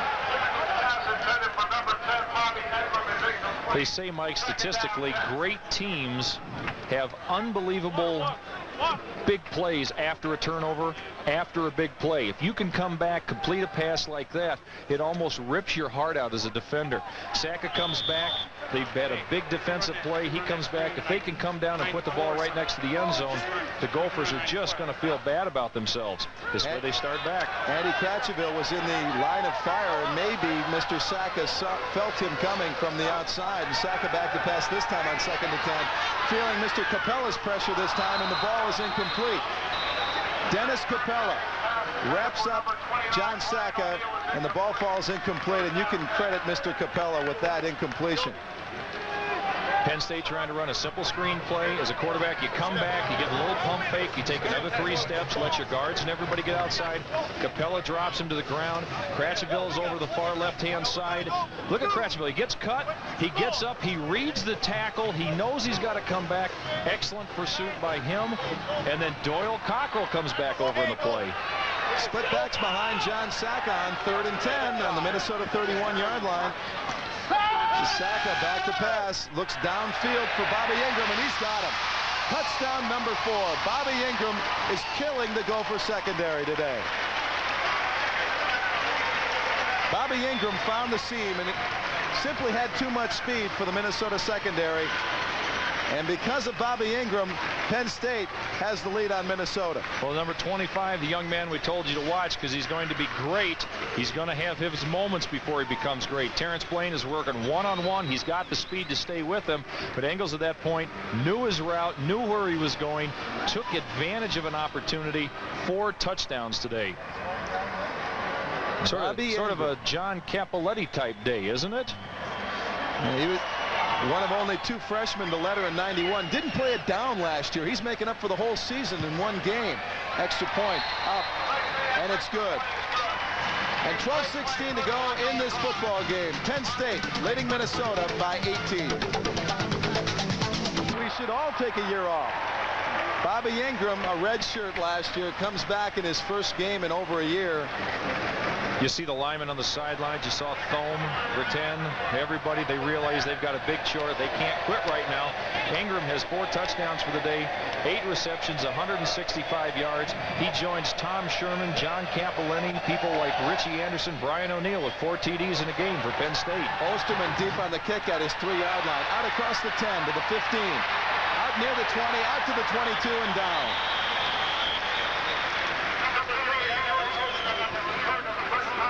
Penn State scoring drive. Again, here's John Sacca leading the offense, and Bobby Sacca, or rather Bobby Ingram. The two get synonymous after a while, and Ingram is able to beat Terrence Blaine for the touchdown. No question who the player of this game is, David, at this point. Right now, Bobby Ingram. 3-play drives, those quick-hitting scoring drives. Great teams, like we said, take advantage of an opportunity. On the scoring play, 31 yards in 3 plays on that 31-yard touchdown pass to Ingram. Flags are down as Shade goes back to pass, looks for Rashawn Early. And with those flags down in that area, normally it's the offense to blame. Methinks thou doth protest too much at this point. We're going to have an illegal procedure on the defensive end. You look at the guy coming around, number 97 for Penn State. Chris Foltz is trying to block him. He says, look, I can block you if you will go off on the snap count. You take that extra step, I can't do anything about it. Offside on the defense, 5-yard penalty, repeat first down. Another break for the Gophers on this with the 1st and 5 now on their 23-yard line. Foltz is a big tackle out there. He goes, I can play with anybody, but you got to go off on the snap count. I can't block you if you're going to go early. Wishful thinking on the scoreboard as they're trying to back him up to 1st and 10. 12:06 to go in this football game. Tim Shade with the Gopher offense. 4-wide receiver look as he's back to pass. And looking for Chuck Rios, but Rios wasn't quite ready to bring in the reception. And good coverage on the play. 2 of those blue shirts with the white numbers hanging around Chuck Rios. Well, there's a point where you have to be sharp. There's a point where you have to start playing within yourself. Joe Paterno telling his defense, stay loose, play loose. Things will go our way if I don't have a heart attack first. If the Gophers are to be the 11th team in the Big Ten this year, as a lot of the experts have projected, what is Joe Paterno thinking of the rest of the conference at this point? Incomplete as Shade attempts on 2nd and 5 on his 28. Yeah, they've got to make a couple of plays here. This is where you start playing within your rhythm. If you start pressing too much, you throw the ball too high, a receiver tries to run a route, cut it off short or run it too long, play within the system. Bob DeBest wants these guys just to play the way they did early. Right at this moment, they're pressing awful hard. 3rd and 5 for the Gophers. Big play for them if they want to try and stay in this football game, and Shade is back to pass at his 20. No question about it, it's incomplete. Felt the pressure of 3 Penn State defensive blue shirts coming in to greet him. Among the many saying hello to Tim Shade. Well, the All-American himself, Lou Benefitti, comes out from a defensive tackle position. And it's like holding those floodwaters back. These guys have been fighting all day. They've been holding and holding and holding. And this guy will not be denied. Had 43 tackles last year and showing some of that strength right now. Pulte back to punt, but the flags are up and the whistle will nullify any play right now. Bobby Ingram is back to receive. And is there anything else this man could do for Penn State today? Is there anything? Simulation of the start of a play on the offense. 5-yard penalty. Repeat it down. Ingram will get a better chance to field the ball now. Or another opportunity. He'll just move up a couple of yards and stand at his own 41 and await the kick of Ron Holte. Mike, who would have thought we had a day when Penn State and the Big Ten, we're playing in the Big Ten, we had 2 Big Ten teams running no-huddle offenses. Holte with the kick. The ball falls near the 45 of Penn State. There'll be no run back. A nice favorable bounce by for the Gophers. And Penn State will take over at their 45. 11:44 to go in this football game. We're in Happy Valley, and the Gophers and the Nittany Lions are opening up the Big Ten schedule this afternoon. For Penn State, their first ever Big Ten game. This chants of "We Are Penn State" are ringing through the stadium. Well, this game does mean a lot to these people. They feel that there's a lot of rivalries with West Virginia, Pittsburgh, Rutgers, other teams that they are leaving for the Big Ten. But there are also an incredible amount of Penn State alumni in places like Chicago, like Columbus, Ohio. They're excited about seeing Penn State. Absolutely breathtaking scenery around the stadium with the Nittany Mountains to our right. Pitch to Pitts, who tries to get outside. Gopher containment works. And 2nd and 10 for Penn State. Fans, order your Gopher football season and single game tickets now and watch this exciting whack attack style football at the Metrodome. Call the Golden Gopher ticket office at 612-624-8080 or 1-800-U-GOPHER. And the Gopher hotline also, you can catch The Gopher hotline at 1-900-884-U of M. Up-to-the-minute information on men's athletics at the U of M. Nice phone number, and you can get a hold of everything going on at the University of Minnesota. If you're under 18, ask mom and dad. Pitts gets outside on the handoff from Saka. Out for a short gain. Out across the 45 to the 47. And again, the Minnesota defense able to contain on the outside only after a fairly significant gain by Penn State. Mike, this is a great opportunity right now for the Gophers to prove to themselves that, look, we're not going to get blown out in the fourth quarter. We're not going to give up. The defense comes up with a big play. If you can get the ball back to the offense and have them move the ball, they prove things to themselves. The score isn't going to reflect it, but it will show in themselves. 3rd and 1 on the 49 at Penn State. Minnesota trying to hold on a short yardage situation. And the handoff goes inside, and I think the Gophers have stood up to Penn State. Stephen Pitts tried to get across the midfield stripe and get the first down, but the Gophers were there to greet him. Kind of a slow-hitting play, David. I expected Penn State to just bowl ahead. Well, he started to go outside. The Gophers play well outside. You see some pushing and shoving back. Look at Dennis Capella just working his man over. He gets underneath him, shoves him back inside. It's the lead block. You got Viet in there all of a sudden coming in. You got Wolko coming from the backside. You got bodies flying around everywhere. Ralph Green coming in. That's excellent defensive play. Chris Bergstrom's been out with an ankle injury. Ralph Green getting an opportunity coming up. The sophomore out of Maryland made a big play on that as well to force the 4th down. The punt underway. And back is Osterman at his 15. Ahead for 2 yards and not much more. Osterman, a big hit. Gophers trailing Penn State 38-20 with 10:05 to go in this football game. Gophers in it at Penn State. At 2nd and 10, Tim Shade back to pass, feeling some pressure, able to get the ball away, and right off the noggin of the field judge. Oh, he's going to stand there for a second. He's going to try, man, putting his glasses back on. Referees are in play. He didn't want to be that much in the play, however. Oh. Tim Shade comes back. He's got a 7-step drop. Pump fakes, comes straight through. He falls down. The guy stands there, looks at it, and it catches him in the shoulder. Hey, they tell players, be aware of the ball everywhere. You're an official standing out there. You've got to be aware of the... And I'm sure they're all very fine fellows in their own right. All right, now, Stan, don't get on those guys yet. It's a long season. Dave Thomas with the hurry on Tim Shade, forcing the, let's say, incompletion. 3rd and 10 on the 19. Tim Shade with 4 wide receivers trying that quarterback counter once again. Gets across the 20. Out to the 25, but still 3 yards shy of the first down. And Mr. Ron Holte, the punter, will come out once again for Minnesota. Gophers have definitely fallen out of rhythm at this point. They were in the game. They had some good things happening. They were moving the ball forward. Now we're starting to see a dropped ball by some pretty sure-handed receivers. We're starting to see a little confusion, and it just builds on itself. It feeds on itself. Holte back to kick, standing at his 11-yard line. Gets the kick away, and a pretty good kick for Holte, who's been criticized a little bit in spring. Ingram back at his own 28. Breaks through a couple of tacklers, out to the 40. Finally wrestled down on the play, but Bobby Ingram was looking strong on that play before finally being brought down. Number 50, Scott Williams, is very important to get that kickoff. What are the Gophers playing for this year? Well, very simply, you've got the Rose Bowl this year, the Big Ten champ versus the Pac-10. You've got the Citrus Bowl for the Big Ten runner-up versus the SEC runner-up or co-champion. The Holiday Bowl will be for that Big Ten third-place finisher this year versus the WAC conference champion. The 4th-place team in the Big Ten and the 4th-place team in the ACC this year in the Hall of Fame Bowl down in Tampa, Florida. Why isn't this a great opportunity, a great goal for the Minnesota Gophers? Saka back to pass, and he's going deep. Looks for his man, and Mays is able to tip it away at the last moment.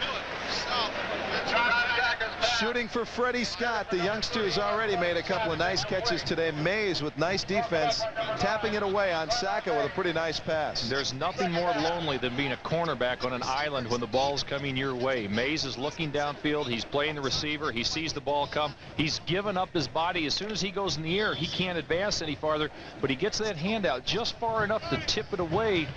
Mays is laying on the ground going, thank you, thank you, thank you. Get a good look at Eddie Hawthorne there. You know, he's a cousin of Daryl Thompson, who had some success here at the university as a running back.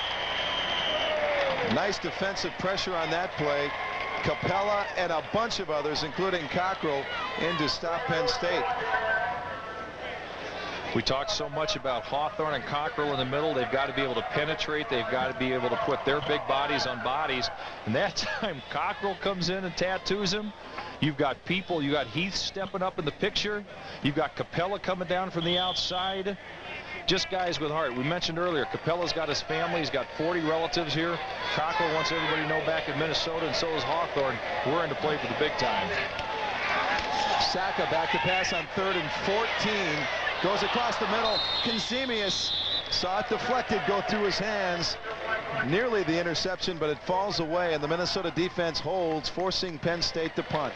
Mike, we're also seeing some young guys in there. We talked about Ralph Green, the sophomore out of Maryland. He was back in that time, trying to get some pressure up the middle. He's getting in here.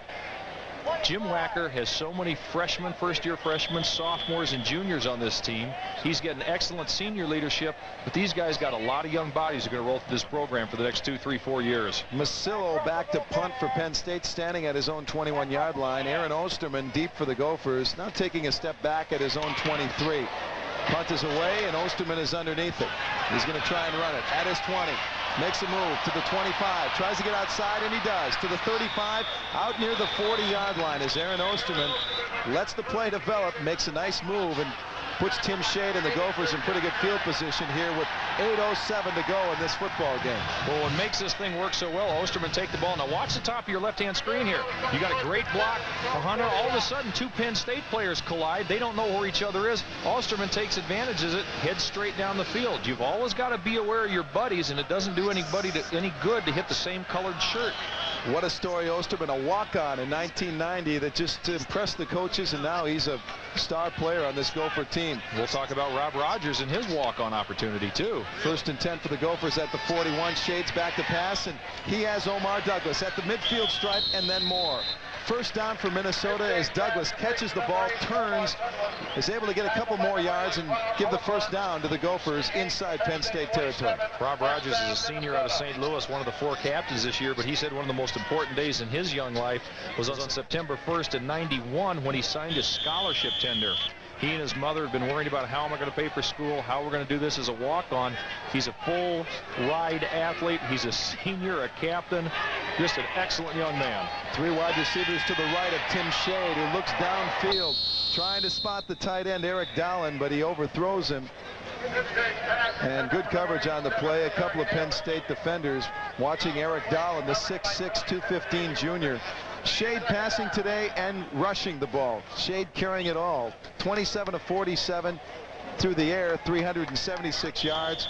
And of course, among his many travails on the ground today, that 13-yard scamper for a touchdown.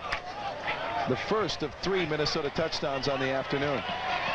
38-20, Gophers down by 18, 7:50 to go in this football game as Shade is back to pass. Overthrows Omar Douglas. There was simply some miscommunication and a hurry as Penn State was there to greet him as well.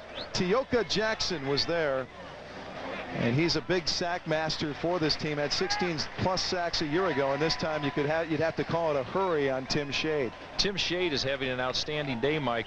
These are unofficial statistics. We won't have them officially till later on the game, but 376 yards right now puts him as the number 2 most yard passing single game leaders at the University of Minnesota. The first was 444 yards versus Ohio State back in '81. We saw Joe Paterno raise his hands in the air. He watched the spring game films when Shade was ineffective. What's going on, he's saying. Shade back to pass. A flag is down, however.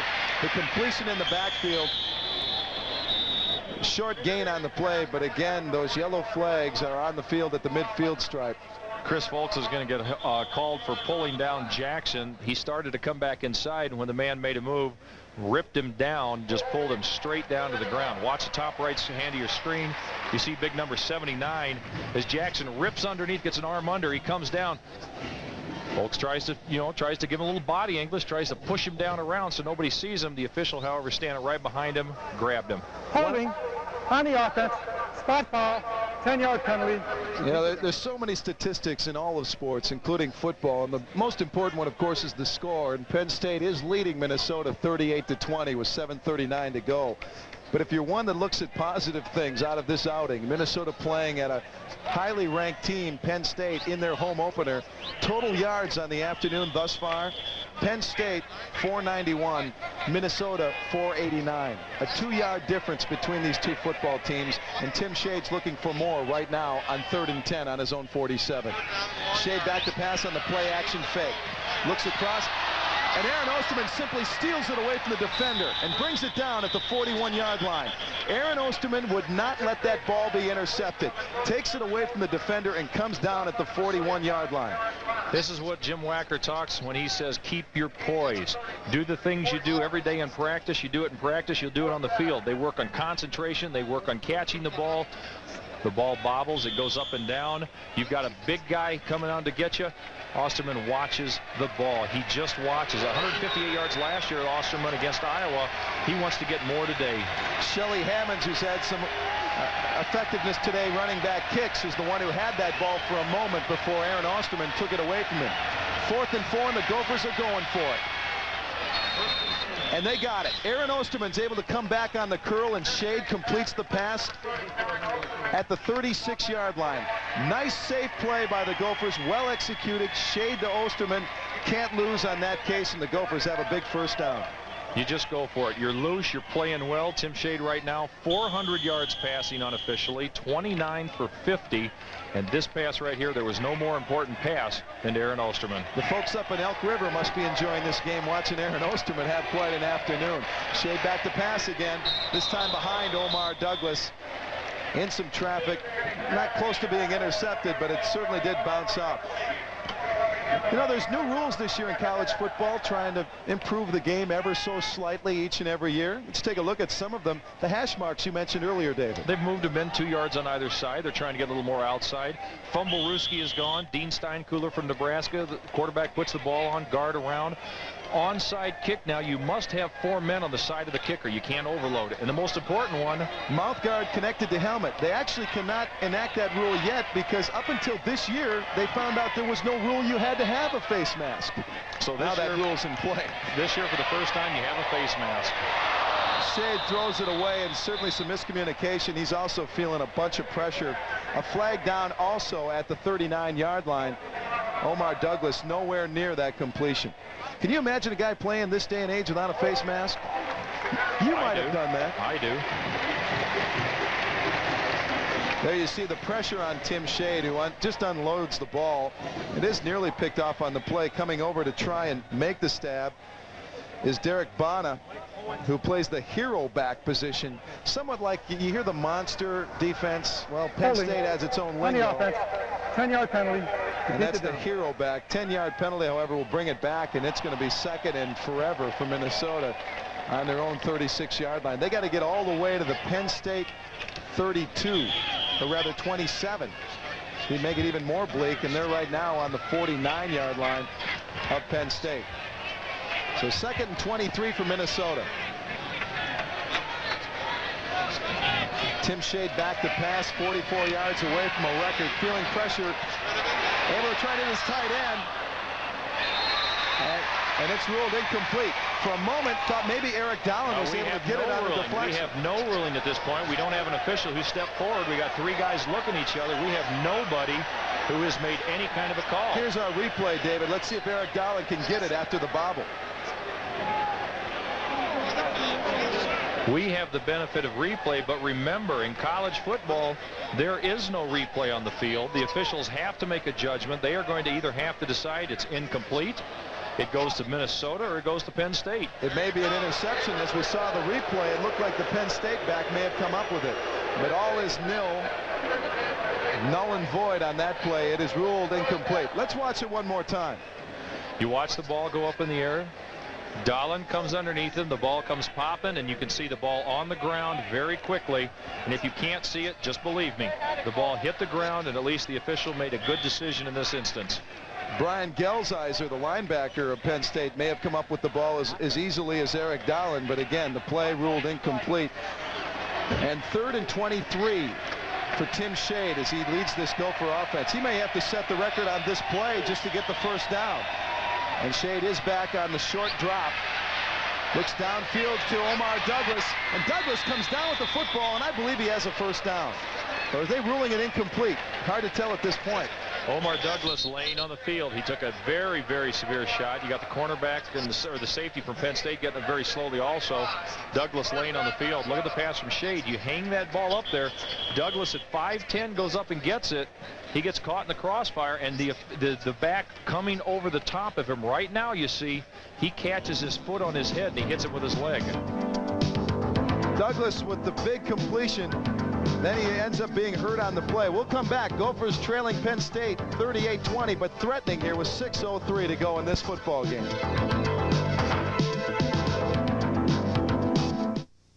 And as Omar Douglas is headed off the field and led off the field by the trainers, a new record Omar Douglas just set for the Gophers. 11 receptions for 193 yards, the most yards for a receiver in one game, breaking Dwayne McMullen's record against Northwestern back in 1984. Well, somebody's going to have to tell him, because Shelly Hammond's came across, popped him in the head with his leg, as you saw, and they carried Omar off the field. 1st and 10 on the Penn State 25. Minnesota's threatening, and flags are in the air. Ball is bobbled by Shade. He recovers it. And again, we'll have to decipher the flag. We had two defensive ends jumping offside for Penn State, so hopefully they will say that the line was solid. They stayed still. If you look at the two defensive ends, the defensive tackle, yeah, for the Penn State, both jumping off sides there, and a good job of poise. We use that word so often, but it's true. You have to maintain your poise. When the world has gone crazy around you, you've got to be able to do your job and focus on your job. And 5:44 to go in this game as the Gophers see 5 yards marched off against Penn State. Gophers trailing by 18, but again threatening to score here in the home of the Nittany Lions in Happy Valley. Gophers projected 11th in the Big Ten by many publications. Penn State ranked as high as 12th in the nation. 1st and 5. At the 20-yard line, Tim Shade guiding the offense of the Minnesota Gophers, and is back to pass. Throws it away, and again the flags go down. Shade feels all kinds of pressure from the outside, able to throw the ball away, incomplete. Flags down again. Pressure coming up the middle, Shade being rolled back. Flag down on the field. We'll wait for the official call against the Gophers. Preliminary indication. We'll listen to the official's call very quickly. Illegal use of the hands on the offense, 10-yard penalty. Repeat the down. You shall take it, you shall give it away. It means one or two things. You either go up inside a guy's face, you wrap outside, you get outside that containment area between the two areas, the shoulder pads, that kind of armpit area, you're allowed to work in that area. See Omar Douglas down on the side trying to tell people, Doug Lacey right there, saying, you all right, everything going well? And he goes, all right, trying to figure out how many fingers he's got. Yep, that's your foot.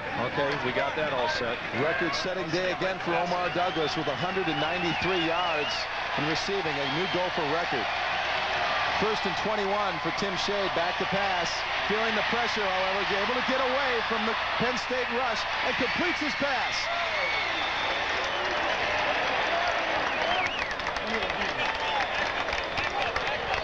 Tim Shade finds his man at the 10-yard line.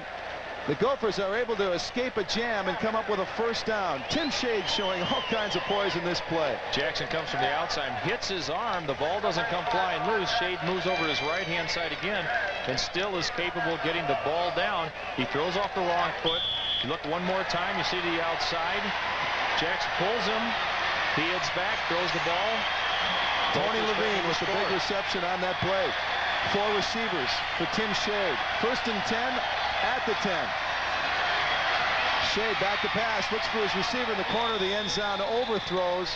Nice coverage on the play by Penn State.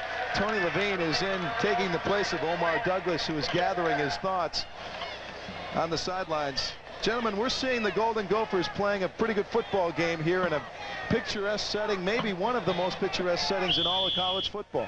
Scores Minnesota right now is 20, Penn State 38 with just 5:09 left in the game. But Shade trying to direct this offense. Tim Shade is also closing in on a record. Back in '81, Mike Hohensee threw for 444 yards versus Ohio State. Shade's closing in on that mark. 2nd and 10 now at the 10. Shade feels some pressure, escapes the first rush, throws the ball away, and incomplete. Oh, nearly completes the pass. Rashawn Early came back to the ball, but it's batted away, finally incomplete. Shade, it looked like he was down on the play, able to finally get it off. That was a very poor pass, one that he wishes he had back. You see him scramble, come back to the right-hand side. He starts to come forward. As he's going down, he just throws the ball up, and it's not under control. It flies out of his hands. Fortunately for him, the ball went down to the ground. Receiver knocked it down. It wasn't caught, but that's a pass you'd love to have back. 3rd and 10. Gophers threatening at the Penn State 10-yard line. Tim Shade not thinking anything about a record, but trying to get his team in the end zone. And back to pass. Quick hitter across the middle, again incomplete. Tony Levine tried to gather it, but felt too much pressure. And the ball falls away incomplete. And now a question for Jim Wacker. Do you bring in Omar Douglas and kick the field goal, or do you go for it? No, you go for it. These guys have struggled. They've worked. The offensive line wants it. The backs wants it. You're going for a touchdown here. You don't want to fool around with 3. This is an opportunity to prove to themselves that we can play. We're going for the end zone. There's not one young man on that field who wants to come off right now. Rashawn Early to the right, 3 wide receivers to the left as Tim Shade leads the offense of the Gophers. Again, trailing 38-20, but charging down the Penn State side. Doesn't like what he sees, and he calls timeout. A flag was also dropped, but that's inadvertent at this point. Tim Shade saw that 25-second clock rapidly dwindling away and called timeout. They'll talk this thing over. The noise got to him. He wanted to come back to the sidelines, and he wanted to make sure everybody understood the snap count and the play they were going to call.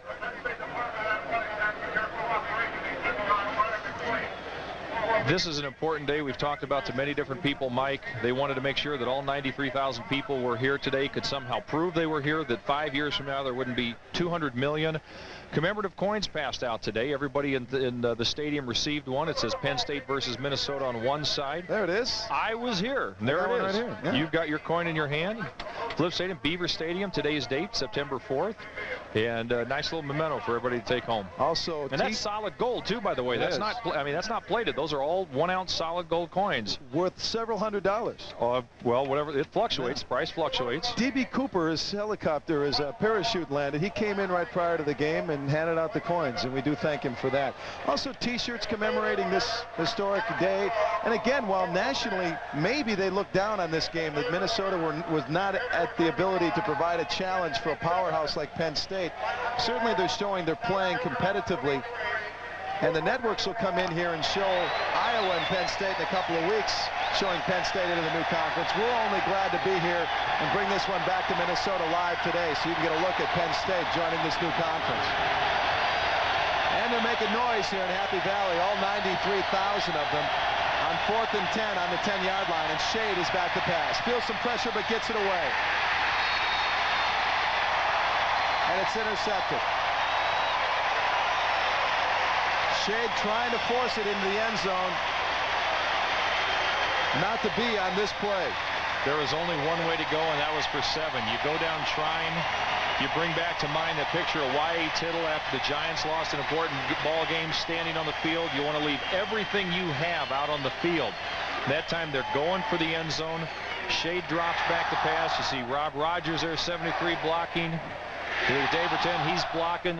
Shade's going one way. He's got one shot, one opportunity. And that time it was just an outstanding defensive effort. Tony Pittman came up. He's another one from good stock, David.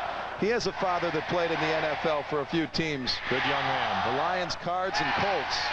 They breed them well out here in Pennsylvania. This is the heart of high school football country. Penn State takes over at their own 20-yard line, 1st and 10, and Pitts tries to get outside on the Gophers, and the Gopher containment this time holds Pitts to a short gain. Sun now peeking out here on Beaver Stadium in Happy Valley. The threat of rain is gone, and for the next 4 minutes and 44 seconds, Penn State will try and run the ball on this Minnesota defense. We've got a new quarterback in right now, Kerry Collins, at quarterback, number 12 for Penn State. Omar Douglas set a new pass receiving reception for yards. Tim Shade unofficially at this point has thrown 31 passes for 58 completions for 451 yards, which will be a new single game record for the Golden Gophers. Kerry Collins comes in. He played a bit last year when soccer was a bit ineffective late in the year. Joe Paterno has some things to say to the officials. What he's upset about, I'm not entirely sure at this point. We see Russ Heath and Dennis Capella talking to the official, and now we've got the official coming back over the sidelines doing a little conversation. Jim Wacker's trying to get into it. Paterno's got some good jaw. Paterno's from that 18th Street neighborhood in Brooklyn. He used to play stickball there. He's one of those tough kids. Came up through the mean streets and found himself a home here in Penn State. And this is his 28th year. And certainly he's had great success. You look at the national championships in '82 and '86. And never do you see Penn State not mentioned as a powerhouse leading into the football season. And this year is no different. Not the powerhouse team necessarily of some previous years, but this Penn State team is still highly regarded nationally. Did you read that Paterno book, by the way? The Purpose of College Football? No. It says to serve education. I'm waiting to read the other book. The new book. Which book is that, may I ask? I'm waiting to read the new book. Big days for the Gophers today. While they're on the short end of the score right now by a score of 20-38, they have acquitted themselves well. They have Indiana State next week. Tim Shade, new record. 451 yards passing, single game passing record. Omar Douglas, 11 receptions, but the 193. It's a new record of receptions per game. And Craig Fayak, second place on Penn State University all-time scoring list. A record-setting day on a historic day for both Penn State and Minnesota. Now some scoreboard problems causing a delay here. The scoreboard shows that there's no time remaining. Wishful thinking on the part of the 93,000 on hand here. They'd like to see this thing over and begin their post-game celebration as soon as possible. Gophers, though, are going to stick it out for the final 4:44 from our last count. We'll keep you updated as we progress. Collins now the inside handoff to Carter. Crosses the 25 out to the 26, bringing about a 3rd and 4. Gophers play Indiana State next week at the Metrodome. We will be bringing you all that action on a tape-delayed basis. We hope you're with us all season long, Mike Woodley and I, David Huffman. But the Gophers have done a very fine job. David, I'm glad you said who you were. I wasn't quite sure. After spending a couple of days with you, I wasn't quite sure who you were. And Collins rolling out, looking for his wide receiver, and comes up short. Skips it off the turf. Good coverage by the Gophers as Collins tries to find his man, but unable to find Freddie Scott near the first down marker. Gophers are going to have another opportunity to bring their offense back out and show you what they have to offer. We're going to bring ourselves back next week and all throughout the course of the season and show you what we're about. We're going to be doing tape-delayed broadcasts for you. We're going to be doing it with Mike Woodley, myself. Mike Max will be our studio host, bringing you features on the Gophers, as much of the game broadcast as possible. We hope you're with us all season long. Special guest Sandy Stevens will be dropping by. Other Gopher legends will live the past and also look ahead to the future, a future that Jim Wacker and Gopher fans should feel pretty good about this afternoon. Aaron Osterman back to receive the punt at his own 35-yard line, across the 40. Out near the 45, but the flags are down. You know, statistics are something, again, we could just go crazy going over and over statistics, but if you want to try and look to the optimistic side of this Minnesota outing, first down, something that, I don't know, fantasy football freaks, I know, I get several calls at WCCO radio about that. Block in the back. Penn State and Minnesota equal on first downs thus far, 26 each. The penalty on this, in this case, will bring us back a little bit. The Gophers will have to start in a bit more of a hole. Juan Hunter, number 2, has had a long day for the Gophers, both as a defensive back, and he's had some great plays and some long plays. It's going to be a long day for a lot of these guys as they learn how to continue playing well, how to hold up to a full level. 3:18 is on the clock. We have 3:18 left in the game. You heard the official explain to us. The score clock is out. Everything is working except for the official time remaining. But again, as you heard the officials say, 3:18 remaining in this game. Minnesota down by 18. Gophers have the football at their own 28-yard line, 1st and 10. Single back behind Tim Shade, who's back to pass. And finds his man Tony Levine, but it bounces away on the coverage by Penn State. Jeff Kerwin, another one of those linebackers who show up, number 41.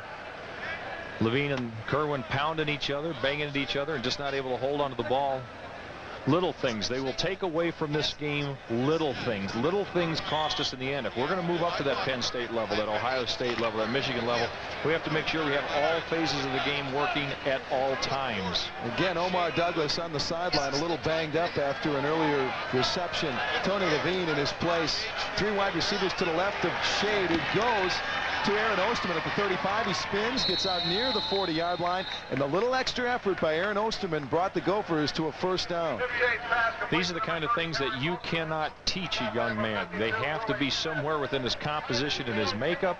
Jim Wacker and his staff have tried to go out and find not only individuals who are going to do well in the classroom, we're going to do well in the community and on the football field, but have that little extra, and Aaron Osterman is an outstanding example. 39-yard line. The Gophers on their own 39 with Tim Shade leading the offense. Antonio Carter, the single back. Again complete. This time across the midfield stripe. The Gophers now in Penn State territory and marching with less than 3 minutes to play in this football game. The game to the Penn State 48. Tony Levine picks up the catch that time.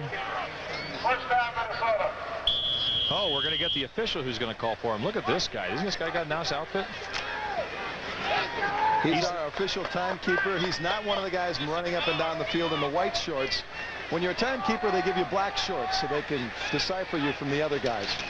Shade back to pass on his 45-yard line. Complete. And a big stick. Big stick on the play.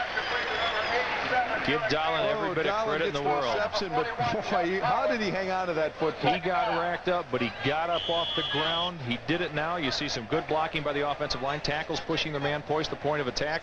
He grabs the ball. Kerwin with the big hit. Kerwin telling everybody, I'll be that linebacker. 2nd and 6 on the 45 of Penn State. 3 wide receivers to Shade's right, and he's going to look for one of them. Rashawn Early goes up for the ball, but it's incomplete. Flag, however, on the play, so we'll see what the call is. One of the things that coaches are always concerned about is consistent play throughout the entire game. You're also worried about consistent calls by the officials. You get it look like you want to have the same calls made the same way in the first and second half. And at the end of the game, you don't want to see a lot of penalties. You want your team to be more consistent. You want it to play well. Joe Paterno is not going to be happy with this call at all. He wants his team to play with poise. Yep. Penn State marched off 10 yards for using illegal hands to the face.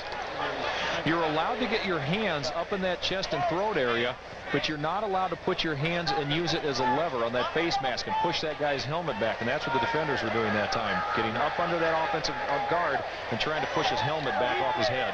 Most of this 93,000 on hand still here, watching the Gophers march down the field against Penn State. Again, trailing by 18 late in the game. Shade is bumped off the pressure, and the pass falls away incomplete. A host of Penn State defenders greeting Mr. Shade on the play. All you see is numbers: 58, 92, 55, 72. They just all over Tim Shade that time. You got your center pulling all the way out to the backside. He's coming to help the outside tackle, but there's just too many people coming up the middle. Vin Stewart among those that say hello to Tim Shade. Also Todd Atkins is there. Coming from his linebacker spot. Shade back to pass again, looks across to Osterman. Osterman gave it the best effort he could, but it was just a little out in front of his outstretched hands, and it falls away incomplete.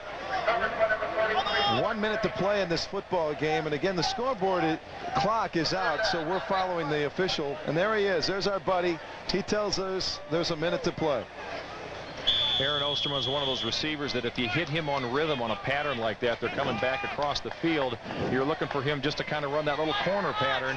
You hit him on rhythm, he's got enough quicks to go. Tim Shade on 3rd and 10 on the 35, and back to pass, has some time. Tries to hit Osterman again, and again, it's just a little too high for Osterman. He's showing his heart. He's getting open, or at least turning towards the ball and trying to make the catch. Tim Shade looking a little too strong right now, just overthrowing his receivers. Well, it's and a 4th and 10 now. 4th down situation. The Gophers definitely are going to go for it. You've got nothing to lose here. If you can get down Why not try? You're going to send a couple of receivers long. You're going to put people in the end zone, and you're going to drag a guy across the 11 yards. If you can't find your Hail Mary down in the end zone, you throw it to the guy, get the first down, pick it up, and go from there. Next Saturday afternoon, Tim Shea just 3 completions away from tying that Gopher record. Mike Hohensee not only threw for 444 yards in the Ohio State game back in '81, but he also set a record number of completions. The most completions was 37, or the completions was 37 out of 67. Right now, Shea is 34 for 65. And a big number, 478 yards. Jim Wacker having a little discussion with his offense. With a minute to play, his Gophers are down by 18. You're not going to win this football game, but you're trying to do the best you can to lead towards Indiana State next week. And then September 18th, Kansas State comes to the Dome. 2 teams the Gophers can beat. Well, the score is always the final arbiter. You win or you lose, but there's always victories along the way, and the outcome is going to be not positive for the Gophers this week, but there are some great things to hang their hat on. There are some great things to learn from offensively, defensively, a lot of things to improve on. And back to pass on 4th and 10 is Shea. Tries Osterman again. This time he's intercepted on the deflection. Out to the 40-yard line. Whistle on the play. The referees will say that the ball skipped or his knee went down. Cliff Dingle.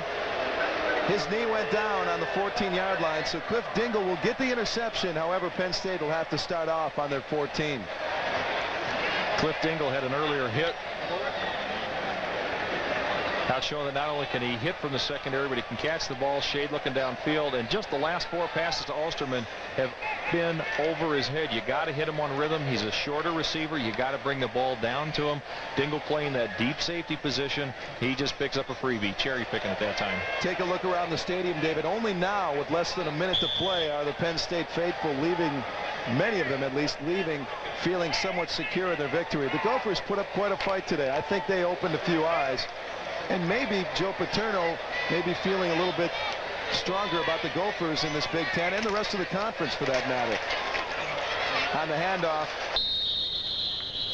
Inside, short gain for Penn State. Kerry Collins, the quarterback, handing off inside. Not much room at all for Brian Milne, the sophomore, now in to give Brian O'Neill, the fullback, a break. Before we go, we surely want to thank everybody who made this broadcast possible.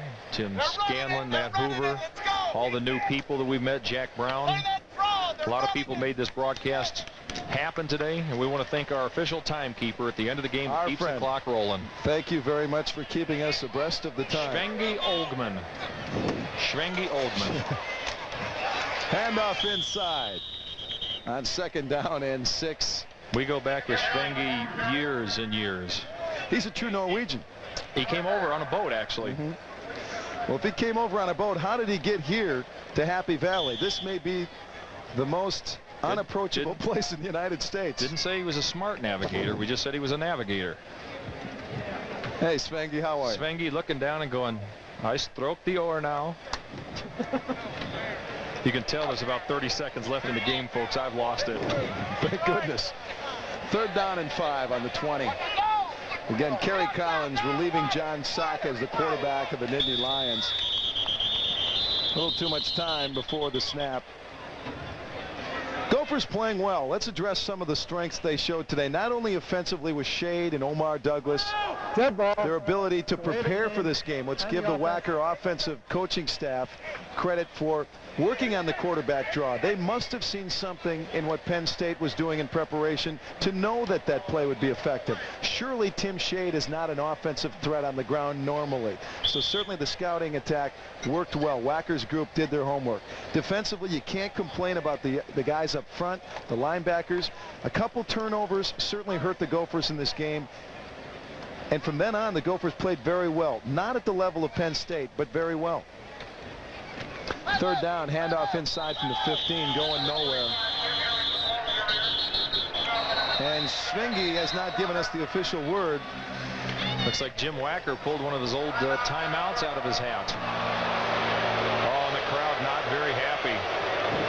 Schwengi calls 4 seconds left in the game. Jim Wacker has called a timeout, bringing all his bodies back together. He's not winning welcome points with the timeout with 4 seconds remaining in the game, especially when you consider the folks here in Happy Valley have no idea. His comment very simply is, I'm not interested in those 93,000 people. I got a football team to coach. We've got points to make. We want to make sure that we have everybody on the same page, and I want them understanding what we're doing. And with that extra play, because of the timeout with 4 seconds to play, Jim Wacker will try and set up the block to try and work on some things for next week when Indiana State comes to the Dome, or when Kansas State is in town on the 18th, or possibly when they face a tougher opponent on September 25th when they head on the road again and have to take on Marshall Faulk and San Diego State. All those games coming up here in the month of September. Jim Wacker thinking, hey, yeah, let's work on a block kick, or let's allow Mays to return a kick here and find out what they got. After all, the Gopher goal here, David, is just to get better. And for Schwengi to call off those last 4 seconds. On 4th down, they will not try the kick. They're just going to run the ball. Collins under center at 4th and 7 on the 18-yard line. He's back to pass. Collins going deep. And we might have had an interception on the play. Yes, we do.